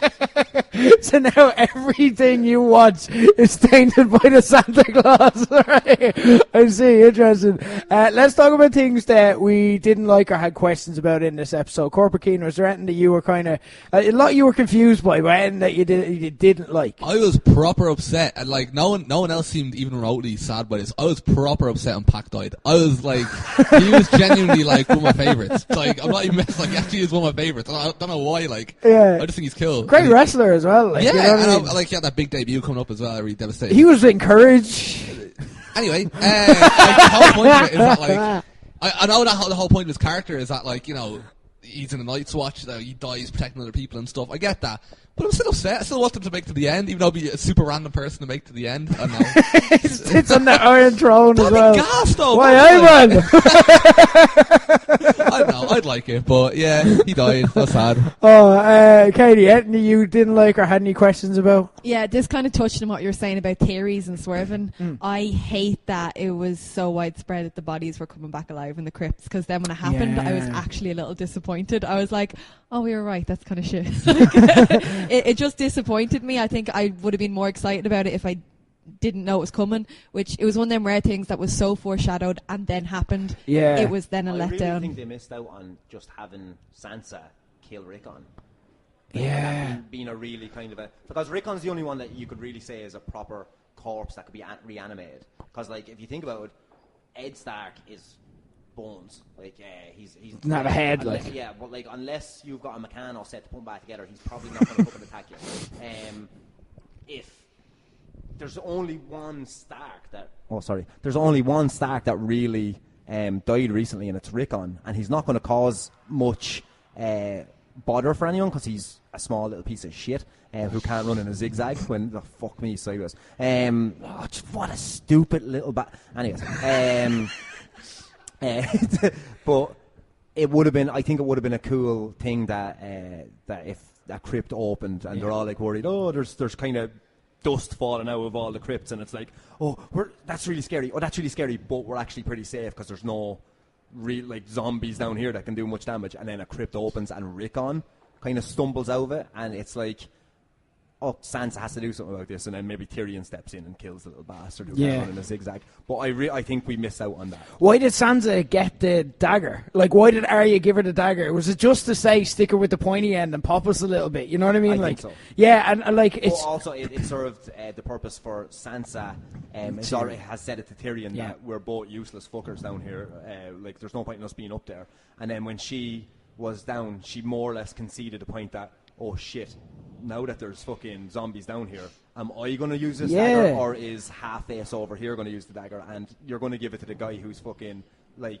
He's been in battles, before, yeah. You know what I mean? Yeah. So I think the dagger was served as a plot device twice. Number one, for Arya to have a nice moment with Sansa and pop us with that line, and number two, for Sansa to really concede, like more or less concede the point that, okay, maybe you are able to protect me, and here you go, because I'm fucking useless. I would have liked to see, like, what I liked Daenerys having to fight, because we've just never seen that before, and we're like, oh shit, I would have liked to see Sansa, like, even if it's not fighting, I would have hated to see her like, oh, I'm a ninja now, and it's just like, you know, just like getting into position and whatnot, but it's like, I would have liked to see her have to, like, just use the dagger and just a fuck yeah moment. That would have been cool, like, but, like, That's I do not understand what that as well. About, though. And I get it would have been a cool moment, but when you point it's one of those things that when Tyrion, the guy who drinks and knows stuff, steps up and fucking wins a battle, you're like, yeah. If Sansa done it, we've got Arya. That's our fucking our heroine. Yeah. You know what I mean? Like fucking, and I don't mean stick it in my veins, but Arya, stick it in my veins. But like she is the fucking, she's my Azor Ahai. She's everyone's Azor Ahai. She's the person that is absolutely fucking winning the day for everybody. Sansa is a different character, a different kettle of fish altogether. She is politically motivated. She's very mindful of the way the Westeros works and the political side of things. She's not a fighter. She's, by all accounts, a statesman. And I think that having her kill somebody, at the time it would serve as a little pop. Yeah. But also, at the same time, it wouldn't contribute to her character at all, because I don't think that's what she's about. Yeah, totally fair. No, you've brought me back on that one, so no, I appreciate that. Gerry, anything you didn't like in the episode? Any questions or? This will probably be a strange one, but Ghost. Okay. He didn't do anything. Yeah. He just, well, let's go back to what Justy was saying at the start. It was about pandering to the fans. It's, okay, we got to see him, great. And previously we got to see him on the walls. He was just standing there. You know, he hasn't been introduced to Daenerys or anything yet. It's like, okay, Jon got introduced to the dragons, and he got to touch a dragon, then he got to ride a dragon. Ghost is supposed to be like his best buddy apart from Sam, and he hasn't met Daenerys yet. And then you see him standing beside Jorah, and you think, oh, here we go, this is it. Finally a bit of proper Ghost action. And then nothing. Just runs into the dark and never comes back. He snarls once, runs into the darkness, then you don't see him. Because it was so cool with him running beside Jorah, and it's like, I really wanted more from Ghost, and we didn't get it. I agree. We just didn't get it. 100% agree. My Ghost comparison, sorry, chime in on everything. My Ghost comparison here is that Ghost is Woody from Toy Story. Okay. And Rhaegal is Buzz Lightyear. And Ghost has got Jon written on his little paw. And he loves Jon, but Jon's grown out of Ghost a little bit. Because now he's got a dragon that he can jump up on and say, to infinity and beyond. So that's no what time I think for that. Ghost. It's really fucking sad. I hate Jon now. You just turned Cover King completely. I suppose that's another one as well, though. Like Rhaegal, okay, absolutely loved basically the dance with dragons in the sky, especially the bit where they go above the clouds. I thought that was fantastic. Yeah. I didn't understand why they didn't go above the clouds more. Oh, there's a big storm coming. Maybe get over the storm and see where the storm's coming from. Yeah. But the thing about it was that, like, they Budget. start fighting, and then, you know, Rhaegal rips half of Viserion's face off, which was cool. And then all of a sudden Drogon comes in for the save because, you know, Rhaegal's starting to take a bit of a beating then. Then he just falls, and then he's gone. I'm like, can we not just acknowledge what's happened to Rhaegal? He's just fallen. Well, from the it didn't show him, like, when he landed and he petered onto the ground. Like, it wasn't like he hit the ground like a fucking ton of shit. Well, no, he went down, but then you see his head going. Yeah, but I don't like. Yeah, I didn't think he was dead. No, I didn't think he was dead. I thought it was confusing though, and I thought there could have been like some kind of. I think there should have been like I think the dragon should have worn name badges, Because like I can see like Rogan, I know which one he is, but sometimes between Rhaegal and Viserion, and I get that like one's a fucking White Walker now, so like he's all blue and stuff. But in the distance, I couldn't tell which one was which. Like, so, like guys, fucking wear a colour here. And Jon and the Night King are so small in them. You're trying to like look out for them. And like, maybe it was too dark. Maybe we're all wrong. I wasn't mad about the Lyanna thing. I know we touched on this. I didn't like that moment, and the reason I didn't isn't because it had to do with like fan service and whatnot. I enjoyed Lyanna, and I'm like, fair play, they gave her enough. Like, she didn't become the main character. You know what I mean? They just gave us little snippets of her. Down her throats either. Like. They never Roman Reigns her on her, so I didn't mind her. But when they killed her, or like when they were doing the giant thing, I liked the juxtaposition. I liked the smallest person in the show versus the biggest person in the show.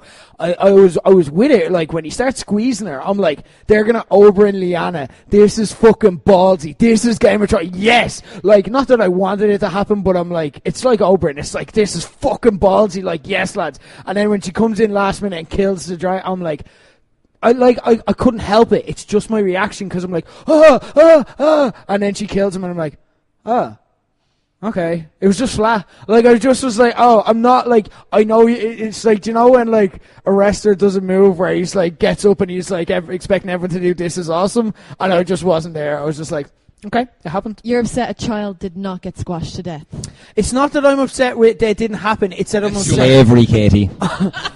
I'm upset that they did. I'm upset that they didn't have the balls to follow through on seeing her squat. It's like you're teasing me this, and it's like, oh no, I'm going to be really sad when this happens, and then they just have to do the fan service bit where it's like, oh, she killed a giant, yeah, go Lyanna, and I'm like, I just felt like you pussied out at the last minute, lads. I felt like, again, I was like, you're going to Oberyn Lyanna. Fuck me, like, lads, this is crazy. And then it's like, oh, you're not. Okay.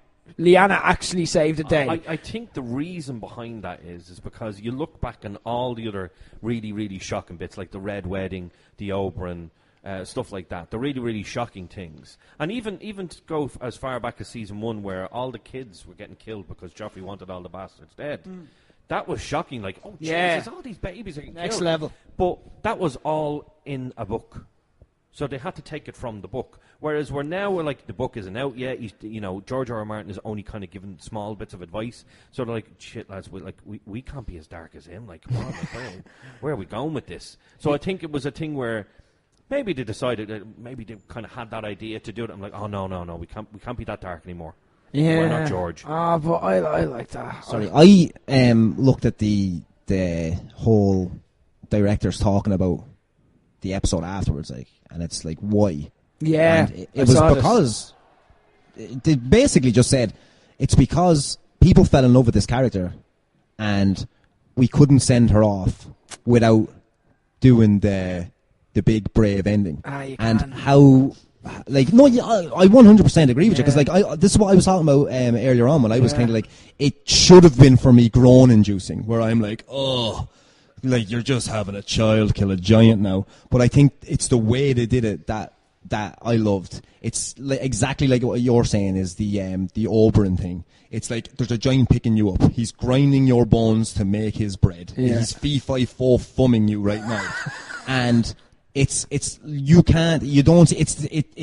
a kind of a juxtaposition here with the Night King raising his sword to hit Bran, and then out of nowhere, fucking, Arya comes with fucking Arya-KO. A joke I did get in your fucking monologue. I was very proud of that. I was like, please no one tweet this. I thought of it straight after. I was like, don't tweet it. Please don't tweet it. But I think it's the thing where you see a child being crushed and you're like, this is rough. But it's not. I don't think they did it so that you'd be like, oh, that's after that's really softened the blow of that child being crushed to death by a giant. It's one of those things where you're like, she's, for the first time. Now we have to, like, I'm just going to point this out. Lyanna Mormont is a brat who was words up until this point. She was basically a spanner in the fucking machine that was Westeros, that was the North. So when Jon would make a decision and he'd talk about it, fucking this upstart of a fucking 9-year-old kid would say, Well, actually, I think that you're stupid. Stupid poo-poo head. Yeah, Stupid poo-poo head. Stupid. They chant for anything, these Northern Lords. like basically, she was a fucking child with 40 people left on her fucking island, and like Bear Island. I love the House Mormont is one of my favourites, along with like the Cleganes and the Baratheons. Just for they're just hard. They're a hard family. Women, men, everyone. They're out on this island that's a harsh place, even probably harsher than fucking Pike. There's nothing to fucking eat. It's the whole reason why Jorah had to fucking head off and sell slaves for Katey. And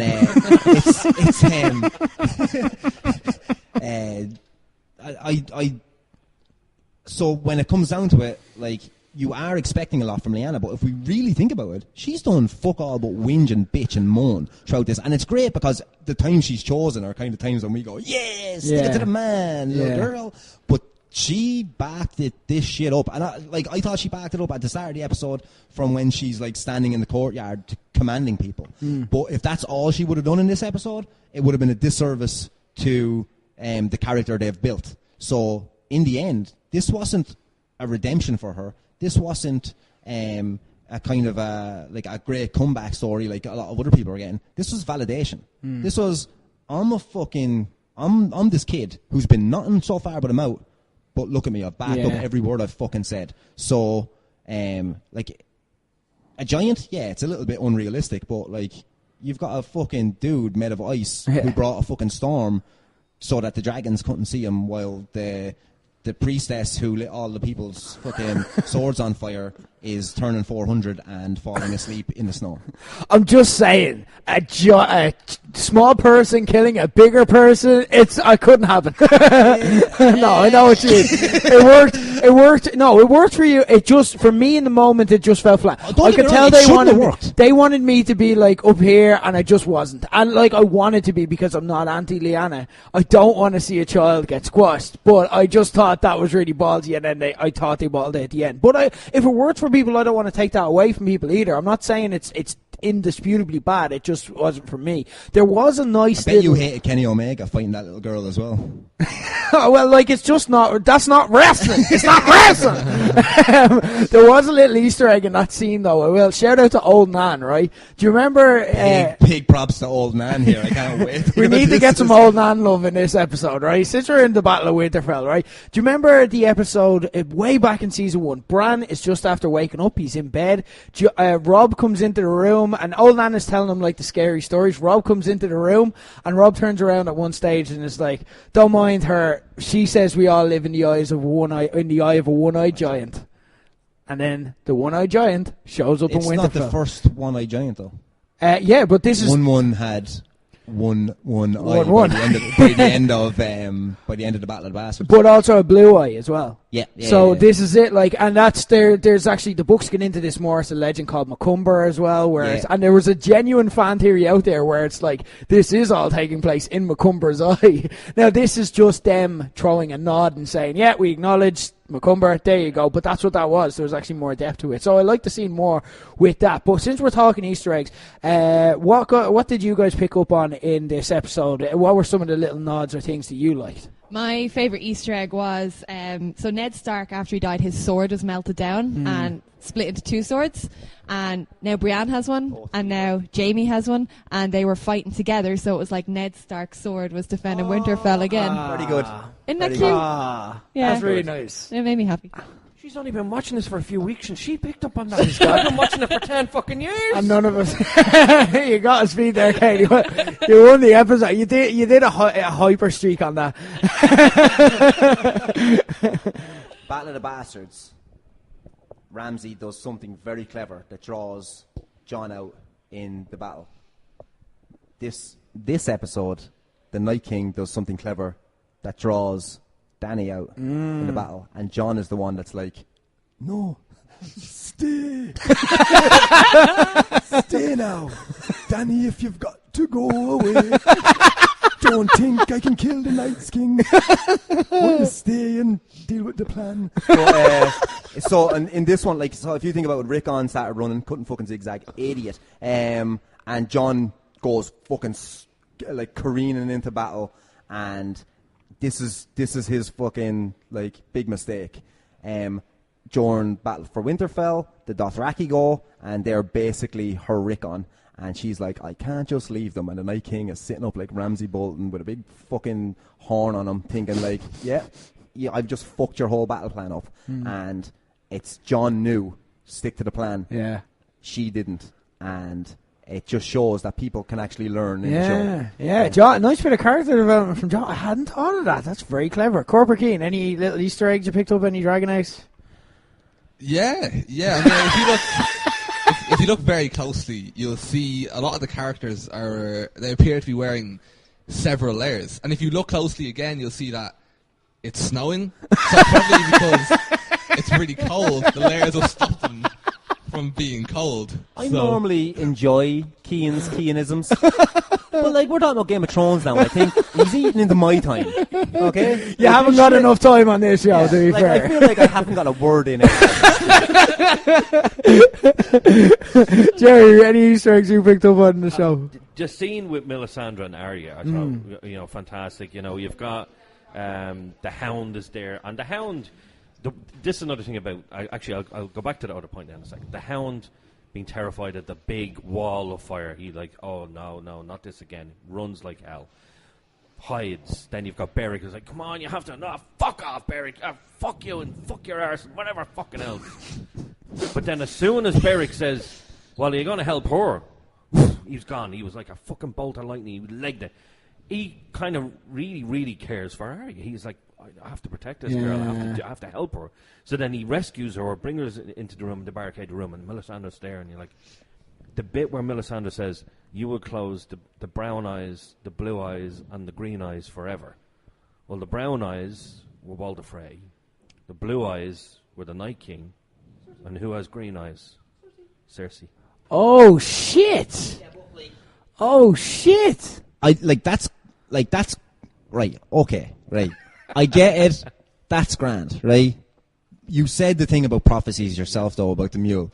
Like, a broken clock is right twice a day, right? If you're going to say, right, if I come out here and I say to you, someday, right? If you see a Stark heading around, right, and like you're kind of like oh, there's fucking shit going on. Like, she knows there's a war coming and everybody's going to be in trouble. Like, good guess that she's going to kill someone who owns eyes. Like, she said every colour. It's like me saying to you, someday you're going to meet a man and he's going to have hands. You know what I mean? So, like, we can go with, like, the White Walkers have blue eyes. So does Tormund. So does, like, a good 80% of people. This is what I was saying. Imagine, like, she, like, got that prophecy mixed up, and then Tormund is just killing whites, and it's like, huh! And Arya's like, gotcha! And Melisandre's just looking at her from the top. Like, no, wrong. No. But his eyes are blue. They've always been blue. It's like, I can't help but feel that the tone has shifted on this episode. But no, it is. She said it for a reason. Specific colour eyes, and I just, I like that a lot. I talked on Nerdy with Justy about 3 ideas that I had for how the series would end. Looking good now. And I was looking at them back then. I was like, that's definitely going to happen. And then I actually talked to you, and I'm like, oh no, they're not going to job the Night King out like that. And so then so wrong. I was so certain. I said it. I was so certain that it wasn't happening. I was like, no, definitely not going to get jobbed out like that. Fucking asshole and then over they there. lost. I'm like, done the same to me. My ideas are, oh fuck, this is going well. So I'm really hoping that my other idea is that Jaime will kill Cersei, but then the face comes off and it's actually Arya. I'm like, really hope that shit happens. Yeah. There's there's the thing where people. Well, I think it was you that said it to me. The hand comes on the shoulder, and that's how she realizes, oh shit, my brother doesn't have a hand. And then, but it's your little brother's hands are wrapped around my neck, and I think that's the throw off of like, well, it can't be Jaime because he's only got one hand, so it has to be Tyrion. But really, I still think Tyrion's a Targaryen. So fucking like he has to be. Anyways, there's so no I time think for that. it's going to be it's going to be Arya that kills Cersei. But as Jaime. Okay. I hope. Interesting. Well, we'll see. Gerry definitely convinced me that the Night King was jobbing out in the Battle of Winterfell, and you convinced me otherwise. So Gerry, from now on, listening to Gerry. But then you'll know what's going to happen, and you'll be here's the thing. Here's why I'm useful. I'm really convincing. I build up a lot of solid logic. Always wrong. Always wrong. So I will convince you that something's going to happen, and then you're going to appreciate it more because you're going to be like, I didn't think that'd happen anymore. If what you had said was going to happen in the Battle of Winterfell, that they were going to lose, they were going to have to run south and the whole lot, I wouldn't have been as excited as I was going, shit, they just beat the Night King. Now, there was no way I could have predicted that they would beat the Night King. I said they would beat the army at Winterfell. Yeah. I said, fuck all about the Night King. I was like, no, they're not going to beat the Night King. There's not a hope they'll beat the Night King. So I was pleasantly surprised when I watched it. By your own, I was kind of right, but I wasn't right, so I'm fucking happy. There you go. Jay was wrong! Yes! Isn't it great that you You're can second-guess Oh, yourself? sorry, I'm Jerry. I beg your pardon. But isn't it great that you can Fucking name you have second-guess this week. yourself all the way through it? So that when at 1 minute you're like, oh my god, he's gonna win. He's dead. In the Right? Arya It's like, scene alone, where it's like, Arya's coming, Arya's dead, Arya won! Yeah. What? It's your head in is 2 just spinning. seconds.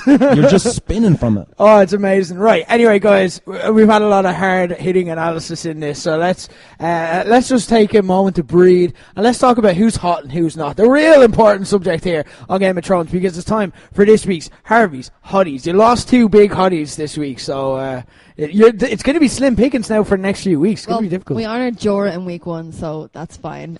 He's a forever. He's Hall of Fame Harvey's Hottie. Yeah, that's it. Right now we're gonna honour Theon because we won't get a chance to again. And you know what? Redemption is sexy. Redemption is obviously sexy when it doesn't have a cock.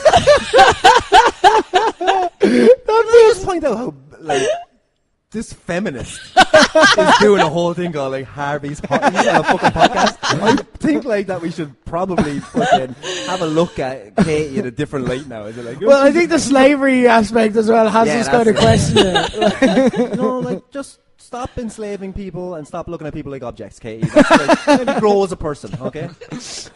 All right, Theon, I don't know, is he hot? He's cute. He is hot. Yeah, Okay, he is. Redemption is sexy. That feels He's like... the reason for Lily Allen's song about masturbation. He's No, Lily he's- Allen's brother. Yeah. And the song Alfie was written about him because that's his real name. Yeah, but it's about... No, it's about sitting in your room Not getting fair, high it's and about- doing Yeah, it. but what's he doing in his room when he's sitting up and getting high? Jerking off. It's blatantly that she's talking about him jerking his little dick off. And I really think you've got the meaning of that song wrong. Right. It's about really bad sex. That's her brother. No, that's the other. No, that's that's the song. other one. Not fair. She has a Not song fair. called Right. Alfie. All right, It's that, about yeah. him All right, fair up in enough. his room jerking off. I thought you meant not fair. I was but like, yeah. no.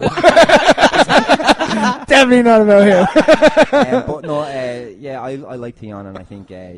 Yeah. he is hot. Would you? Yeah. Yeah, okay, fair enough. All right, guys, we're not just celebrating each episode as a past, we're saying goodbye to Game of Thrones. We only have 3 weeks left, sniff, sniff. But, guys, every week we talk about one topic and reminisce about 7 seasons that have passed before us. And this week there could only be one topic that we discuss, and that is, because it's the Battle of Winterfell, we want to talk about your favourite battles from the show, starting with Corporate Keen. Yeah, that one just there is pretty good. I have to say, pretty decent. Don't really know how to elaborate on it. I just enjoyed it. Can you just not remember any other battles? No. I prepared for this question all throughout the show. I was like, right, what other battles have happened? Let me think. Fuck. There was one, the one that Tyrion got involved in. That's my one, fuck off. Okay. The one... anyway, the last one's really good. Katie, these should all be fresh in your mind. You've only watched the show recently. So what's your pick? I have 2 battles that I love, but one I don't think really counts as a battle. In the fighting pits in Marine with the harpies and the. Oh, interesting. That's good. Interesting That counts? pick. Okay. Point. Yeah. I only picked it because Jorah. Back then. Oh my A God! badass. No, but the one I actually going to pick, it's the dragons. I like the battles with the dragons. I always think they're a whopper. So my favourite is the loot train. I don't know what season or episode it's from. Last season. Yeah. Was it last season? Episode 7. 4, I think. Yeah, it was one of the 4 or 5. Yeah. I watched everything in 2 months. It's one giant season to me. Because again, like, it's kind of the first time you see the dragons and the Dothraki in a big, like, fuck-off battle. And it's the first time... the dragon as well. Just want to point that Yeah, out. Just to mention Bronn. The big fuck-off crossbow. Like... Yeah, Scorpion, they're called. They had that showing you a brawn bone here, but they had that extended scene with Bronn, that one shot scene where it just doesn't cut away from him and he's running through the field, and then everyone's running by him. Is my favorite thing. Is like, is he going to pick up the bag of money or is he going to fucking go back and try and help fucking Jamie? Like, which could be foreshadowing. Now he's got a big chest of money, and he decided he picked Jamie instead. I don't know. It's interesting. I'm just saying it could be foreshadowing, it may not. Just for the foreshadowing you say there, right? Okay, the whole thing about what has Bronn always wanted.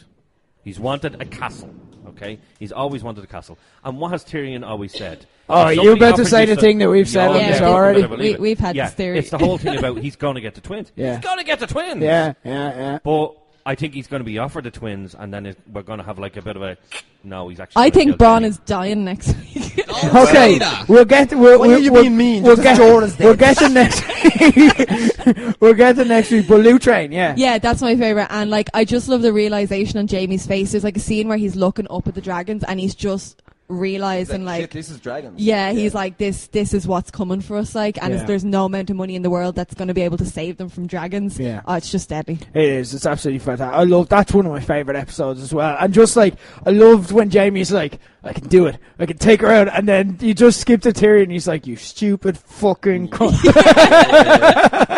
I've done everything I could so that you idiot, fucking idiot. But Justy, favourite battle? Can I just go back to just one thing on Jorah there? Mm-hmm. I honestly thought the Night King was going to kill everyone, and that the only people that was left was going to be Cersei and Jorah halfway up towards the north, and I was like, turn around and kill Cersei.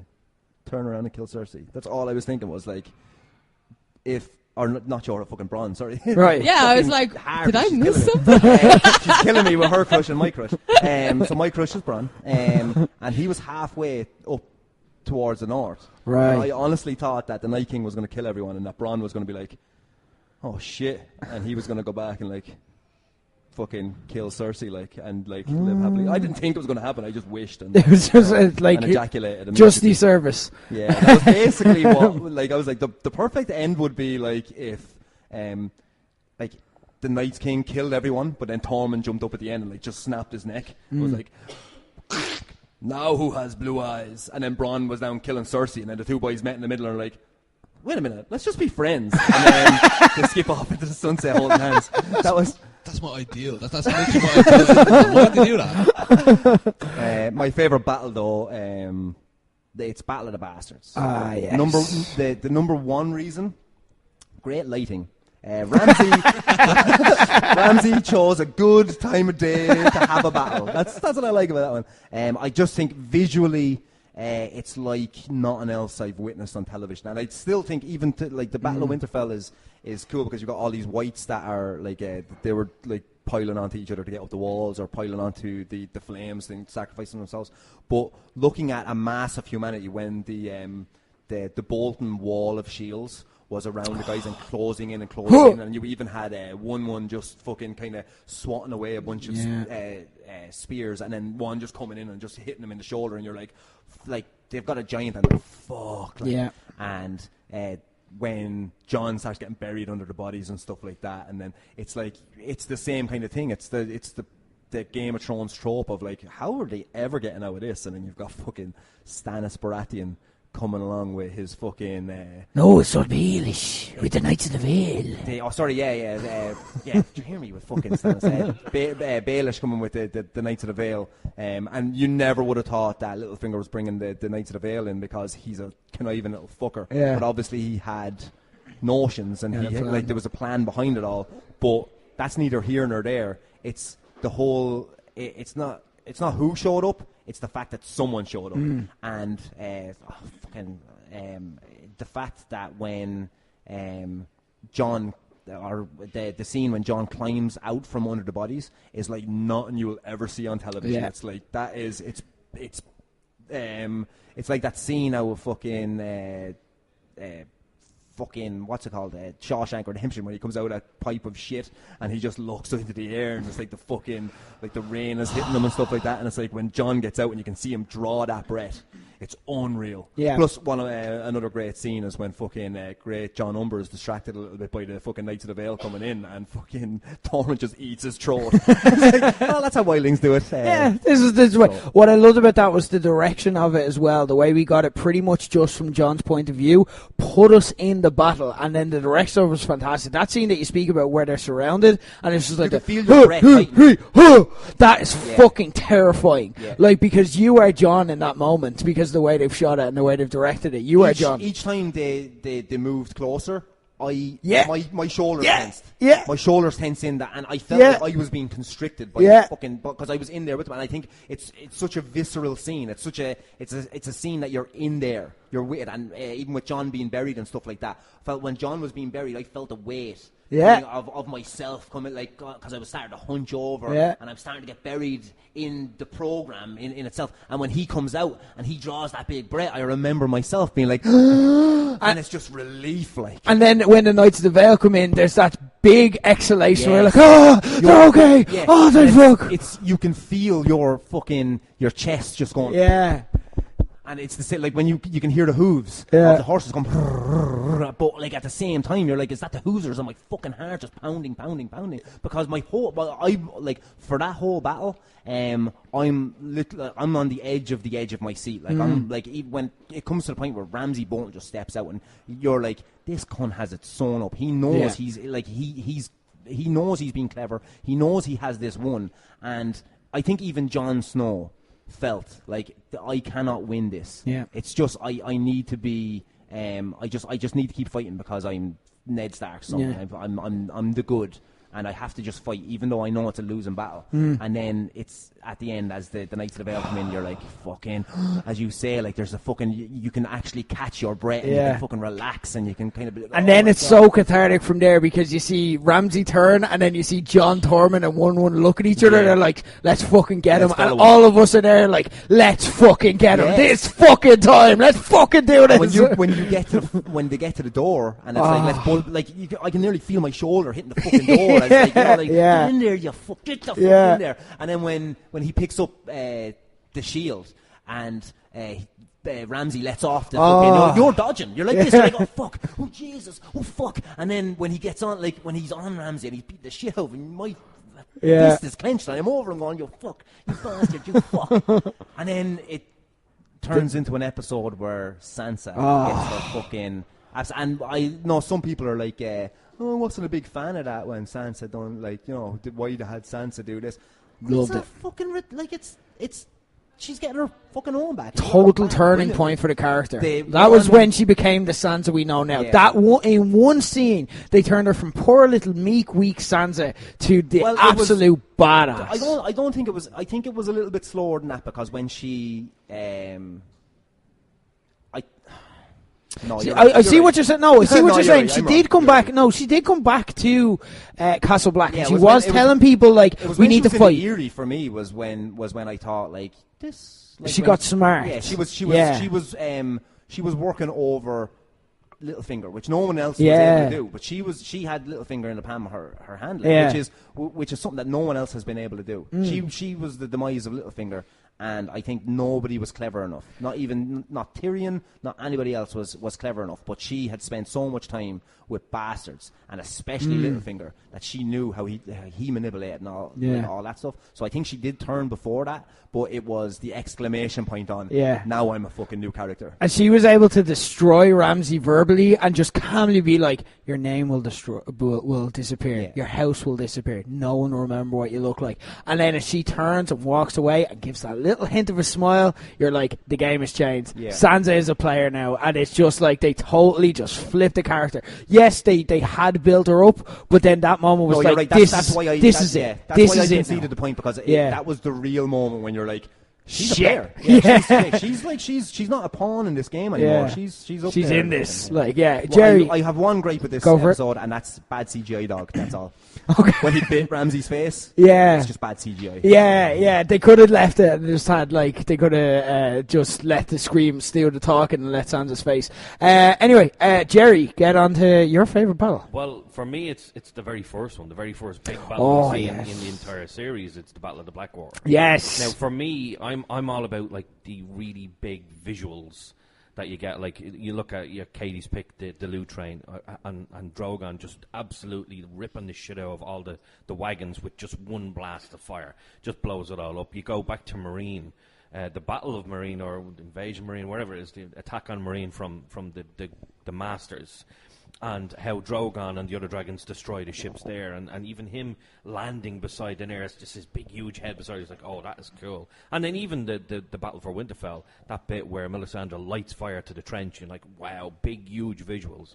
So The this is a wildlings really at the wall, I think, is one of the biggest visuals they used. Yeah. Because they used that in all the posters of the flames coming, the guys lighting the torches, 100,000 wildlings strong, coming up to that visually. That was amazing. I'm all about the visuals. So this was our very first big battle. It included my main man Davos. He was on deck. He didn't really last very long. No. Now he didn't die, thankfully. But you know, Tyrion has this plan of wildfire. We're like, what the hell is he going to do with the wildfire? You don't really know what's going on. So then you see Davos looks in the water like, wildfire! It's like, wildfire! Turn around! Get the fuck out of here! You see, Justy's big boy Bronn here, with the big massive arrow, sends it in. It just this big, massive explosion, green fire everywhere, absolutely decimates the fleet. Even the look on Joffrey's face and then Tyrion's face, like, oh shit, I knew it was going to be big, but my God, I didn't know it was that big. And they thought it was over. And then, of course, more troops land on the beach. So, like, shit, we have to actually do something about this. So a couple of guys go out. There's a bit of fighting going on. Nothing too major. The Hound sees a bit of fire. Oh, I can't handle this. He does a runner. Like, pissing your king and pissing your kingdom and whatever else. Fuck the king. So then it comes to what they call him in it, the half-man. It comes to Tyrion. And those words that he says were, there are brave men at the door. Let's go kill them. Let's go kill them. Brilliant. Oh, yeah! Absolutely brilliant. So they Fucking go out the marking out postern here. gate, beat the shit out of Stannis' thing. And then one of the White Cloaks turns around and tries to kill Tyrion. Some random And if it wasn't bollocks. for, Pod, Tyrion would be dead. I still, to this day, I need to know what Pod did with those women. I need to know. Justy explained that on your show before. He was very detailed. Go back and listen to Justy's episode of Talk Nerdy to Me if you want to know. It was quite detailed. But for the very first battle in the entire series, it was visually stunning. It wasn't it wasn't a really big as on man fight. Spectacle, It was only yeah. maybe 20 or 30 extras fighting, whatever. It wasn't like the Battle of Winterfell, but it was a massive It was thing. Like to kind of take us out of the break the fourth wall a little bit. It was the first time that you really saw that HBO was pumping big money into this thing. So it's like season one was a pretty cheap season to film. Yeah. It's like it might as well have been a pilot season, really. Like I'm sure it's quite expensive because it's set in fucking medieval times. You have a lot of costumes. You've got CGI dogs and stuff like that. But there was nothing on the scale of the Blackwater, and that was really when we kind of realised that holy fuck, if it's as good now, like if they're investing this much in season 2, imagine what they're going to do for season. As far as I'm aware, the first season, the budget for the first season came close to 1 or 2 episodes in the last season. Yeah. So the entire first season's budget you would have spent on the Battle of Winterfell. That's one episode, 55 weeks. Yeah. Oh no, 55. 55 days. 55 days of night shoots. Night shoots, and there was no days off. No days off. 55 nights. Every one of the actors said, "Oh, we're broken. We're absolutely broken." They were gaunt. They were like, Jesus, it's over. Thank God it's over. But that was such visuals in that absolutely huge battle. But the very first battle for me, and as Justy said, it's clear that they were pumping some money into this episode. Fantastic episode, fantastic fight. It wasn't as big as other ones, but for me, is one of the best. To me, it showed us what Game of Thrones can do. It was 2 seasons worth of storylines built up, and we've seen like Helm's Deep in Lord of the Rings and whatnot. We've seen big battles before, but this was like what made this different was the character beats. For me, the star of this episode was Cersei. sitting in with the women and children and just like getting drunk and just cynical about the world, assuming she's going to die, fucking with Sansa just because she can, mentally preparing to, trying to be a good mother and protect her children. It had the full spectrum of Cersei in that battle, and everything was based around character beats, and every big character got their moment. Davos saw his son die. You had the Hound run away, but then like he also had that moment where he tried to save Sansa as well. Sansa learning from Cersei. Cersei, we've already spoken about. Tyrion getting his big moment. Joffrey being like, "Mother needs me. Is it urgent? Is it quite urgent? Okay, I better go. It's urgent." Joffrey just being a little fucking shit like. And then, even Stannis though in that episode. Stannis, yeah. He was being a great boss battle commander. Yeah. He was in the front of his guard. He wasn't sitting back like Tywin would do, or you know, a couple of other commanders would do. He was right in the vanguard. Yeah. He was right in the front. He was on the walls. He had to be dragged from the walls when they knew the battle was lost. He was like, "No, I have to go. I'm the king. I have to win." But he had literally dragged from the walls. I think he was a badass. And his great line. What's the great line they had on the ship where it's like, we need to land now, and they're like, "But hundreds will die," and he just says, "Thousands," and then he just keeps going, and it's like, holy fuck, he is a badass.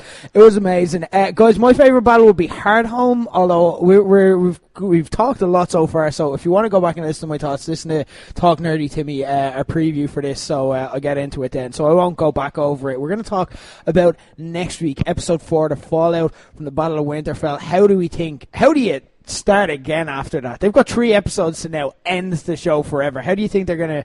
any ideas for how they're going to come back from this? I think Bronn's going to kill Cersei. You think Bronn's going to kill Cersei in this? Yeah, next week, yeah. Next week? Yeah. And then what did they do for the last 2 weeks? Just hang out with Bronn at the time.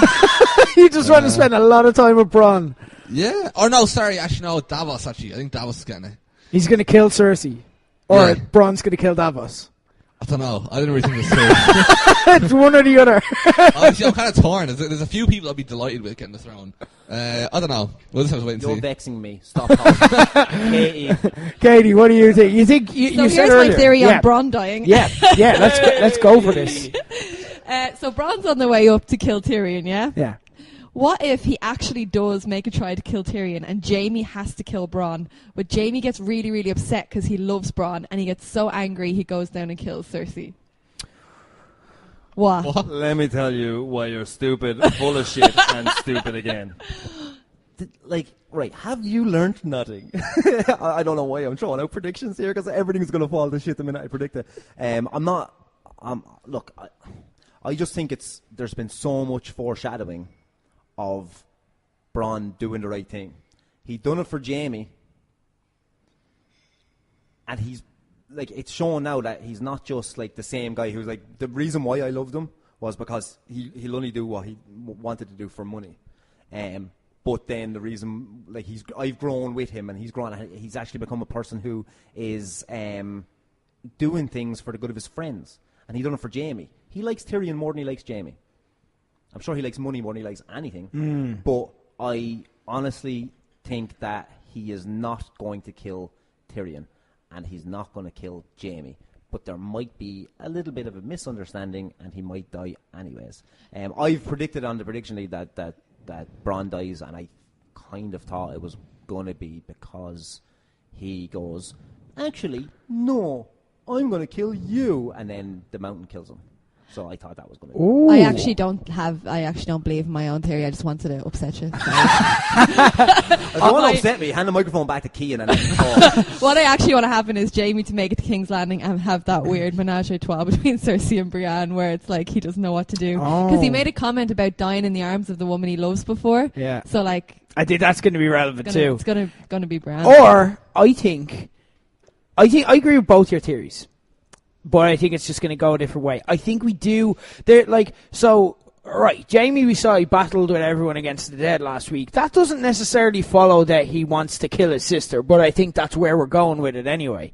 So And then to do the Arya thing, I think Jaime would have had to die this week. Maybe Bronn could kill him, but I don't know. I think we need to have something in place where Jaime wants to now kill Cersei. Jaime is determined, because that's the love of his life. Brienne, I know, is there, and she can be there for him after. I don't think she will. Brienne's getting her whole off Tormund. But I think what's happening is we need to see a crossbow go off with Bronn behind it, aimed at Jaime. I don't think he's shooting him. I think Brienne's getting in the way. I think Bronn killing Brienne, and then Brienne dies in the arms of Jaime, and Bronn being responsible, knowing that Cersei was the person who put the hit on him, that's enough to turn Jaime. That's how we get to there. I think that could happen next week, because we need to now start switching gears, and we need an emotional punch. See, and you've made, like... I'm always wrong. Yeah, but it's the most logically and well thought out one. I know you're always wrong. Yeah. So am I, so like, there's no point in fucking... You can be convinced in my theory, because you will be surprised next week when it's not correct. And the predictable thing happens. And then Bronn's like, you said you'd always pay double. And then you're like, I'm surprised again at the thing I originally thought would happen. But like, alright, we're getting, like, not to be one to be sidetracked by Bronn here, but we're getting, or not to give out about being sidetracked by Bronn, but we're getting out of what's happening next week, really. And like, the Bronn thing is one little thing, but like, there's a lot of shit going down there. Yeah. That there's not much of an army there in the north. Nope. But here's something that my the person I sit down and watch Game of Thrones with, my ex-roommate Lisa, big shout out. You're probably not listening, but she now works in the Ministry of Finance. Okay. And only someone with the head of someone who is working in the Ministry of Finance would come out with this shit that she came out with. And as we were sitting down, she said, you know, she said the way a Lannister always pays their debts. And I was like, yeah. And she was like, well, they normally do it in dribs and drabs, because Tywin Lannister knew that to have the Iron Bank of Braavos on side, you kind of need them to have a vested interest in you. Therefore, you need to owe them money. Cersei paid the Iron Bank of Braavos off completely and bought the Golden Company and Euron Greyjoy and his fucking navy. So she now owes no one money. The Iron Bank of Braavos, the bank manager, let's call him Howard from Halifax. He he's the bank manager that's famous, right? Is he even a manager or just some guy who shows up outside Halifax? Just a little dance. And yeah, like, if you don't get that reference, you know, watch some ads 10 years ago. Go back in time. Go into the quantum realm. But We'll get to it. For me, I think that it could happen. I'm not saying that it is going to happen, but it's quite a clever thing is the fact that the Iron Bank of Braavos have bet against Lannisters before, given Stannis Baratheon a whole hock of money so that he could fight the Lannisters. But now there's no real vested interest for the bank to have to be on side with the Lannisters. So if, say, Daenerys Targaryen, fucking mother of dragons, lands, and the guy, Howard from Halifax, actually said that when Cersei was talking to him about the money and stuff like that, he was like, yeah, but you're like, the other person has dragons. Yeah. And he seemed like he had a little bit of a boner for the dragons, like. Yeah. And I do believe that if they're going to get numbers for an army to fight against the Golden Company and Euron Greyjoy's fleet, that the Bank of Braavos could be involved. What Tyrion Lannister, I think it's in season 2, maybe 3, explains to Bronn, great guy, explains to Bronn how money lending works. And Bronn says, I've never had to borrow money before, which is kind of a funny little thing where basically he makes money or he kills you and takes it. Yeah. And Tyrion explains money lending, interest, stuff like that. And when Bronn asks, what if you don't pay back the money, Tyrion's like, that's why I don't lend you any money. He talks about how the bank could fund your enemies and get the money back that way. So if the Iron Bank has all its money back off the Lannisters. So now he doesn't have to back the Lannisters. But he also knows that the Lannisters have a shitload of money. So why wouldn't he back the person with the dragon? Give them a shitload of soldiers. When they wipe out the Lannisters, they'll say, okay, we want all that money there. Iron Bank of Bravos. Making bank. There's a lot to that theory. One, Davos, very good at negotiating with the Iron Bank. Two, maybe they don't need new soldiers to fight the Golden Company, because all we know about the Golden Company is they've never broken a contract. They've never, ever broken a contract. That couldn't happen, could it? The thing that they're saying has never happened? A swerve. Well, that's a swerve, but there's one other thing you have to remember. There is another army that was loyal to Daenerys. Who's that? And she didn't bring them to The Second Sons? I'd love if Dario came back. That'd be amazing. What if that's what it is? I've heard an inkling that Dario Naharis might show in up. trailer next week, okay, you see, in the trailer for next week, you see the dragons flying above ships. Yeah. They don't really look like Euron Greyjoy ships. They could be ships ferrying troops from somewhere else. Oh, spoiler alert, Jerry, you bastard. What that is. You know what I mean? That could be a thing. The trailer next week begins on a ship with a figure that you can't see with smoke covering them. And we're like, who the fuck is that? I watched it about 15 times, I couldn't tell. There's just smoke, ship, and then a figure. There you go. Could be. Dario Naharis? Could be. Or Jack We and don't- Gary? Oh, imagine it was Jack. I know, I think we just want it to be. I know Jackin's never coming back, but I just really want that whole Jack and the Gar. A man is actually Sirio Pharrell, and then he just never shows up again. They just give us that. Like, when everyone says, like, the Sirio thing, I think he could have been everyone. He Yeah. could have been fucking anyone there. So, like, Sirio is like a little tip to the head, but I love the theory that... Imagine he was the Night King. Imagine he just sitting around that, like, he's like Arya stabs him and he's like, I got it good. Very good. Well, I think next week there's a massive cleanup. You need to get the garbage lads in. I don't think they're going to go too in depth in that. Like. No. I don't think it's going to be the Winterfell sanitation department. You're going to have a funeral at the very start of Yeah. the episode. Yeah, that's plain to see. But I think next week is going to be. It's obviously the trailer's kind of putting you towards like, oh, we're going to have another war. We're going to have another battle, and The it's all last about war. fucking Daenerys. But let's talk about the elephant in the room. You know, she barely. There are no elephants in Don't the say. room. There's no elephants in this room. Is the whole thing about Daenerys and the fight between Daenerys and Jon? It's going to happen. There's going to be a fight between the two of them. Whether it's going to culminate in one of them dying or not, I don't know. But there's definitely going to be a fight between them. There's going to be words between them.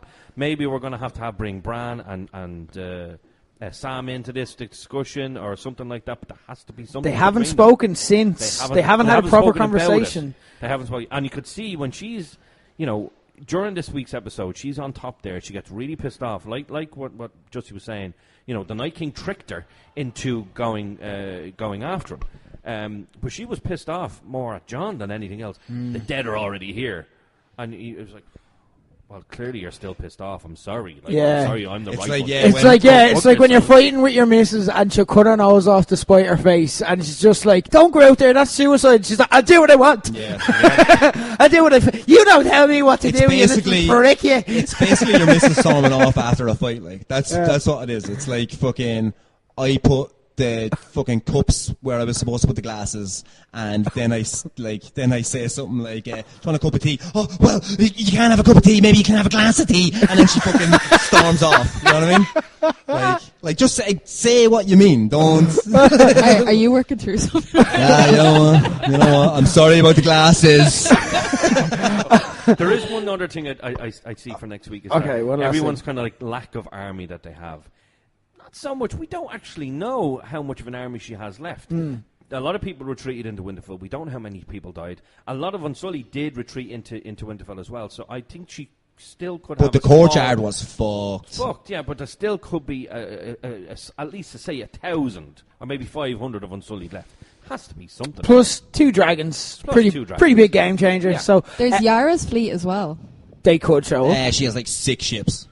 I don't want to play like she has fuck all. Well, she like was going back to take back the Iron Islands. yeah, but what's on the Iron Islands? People.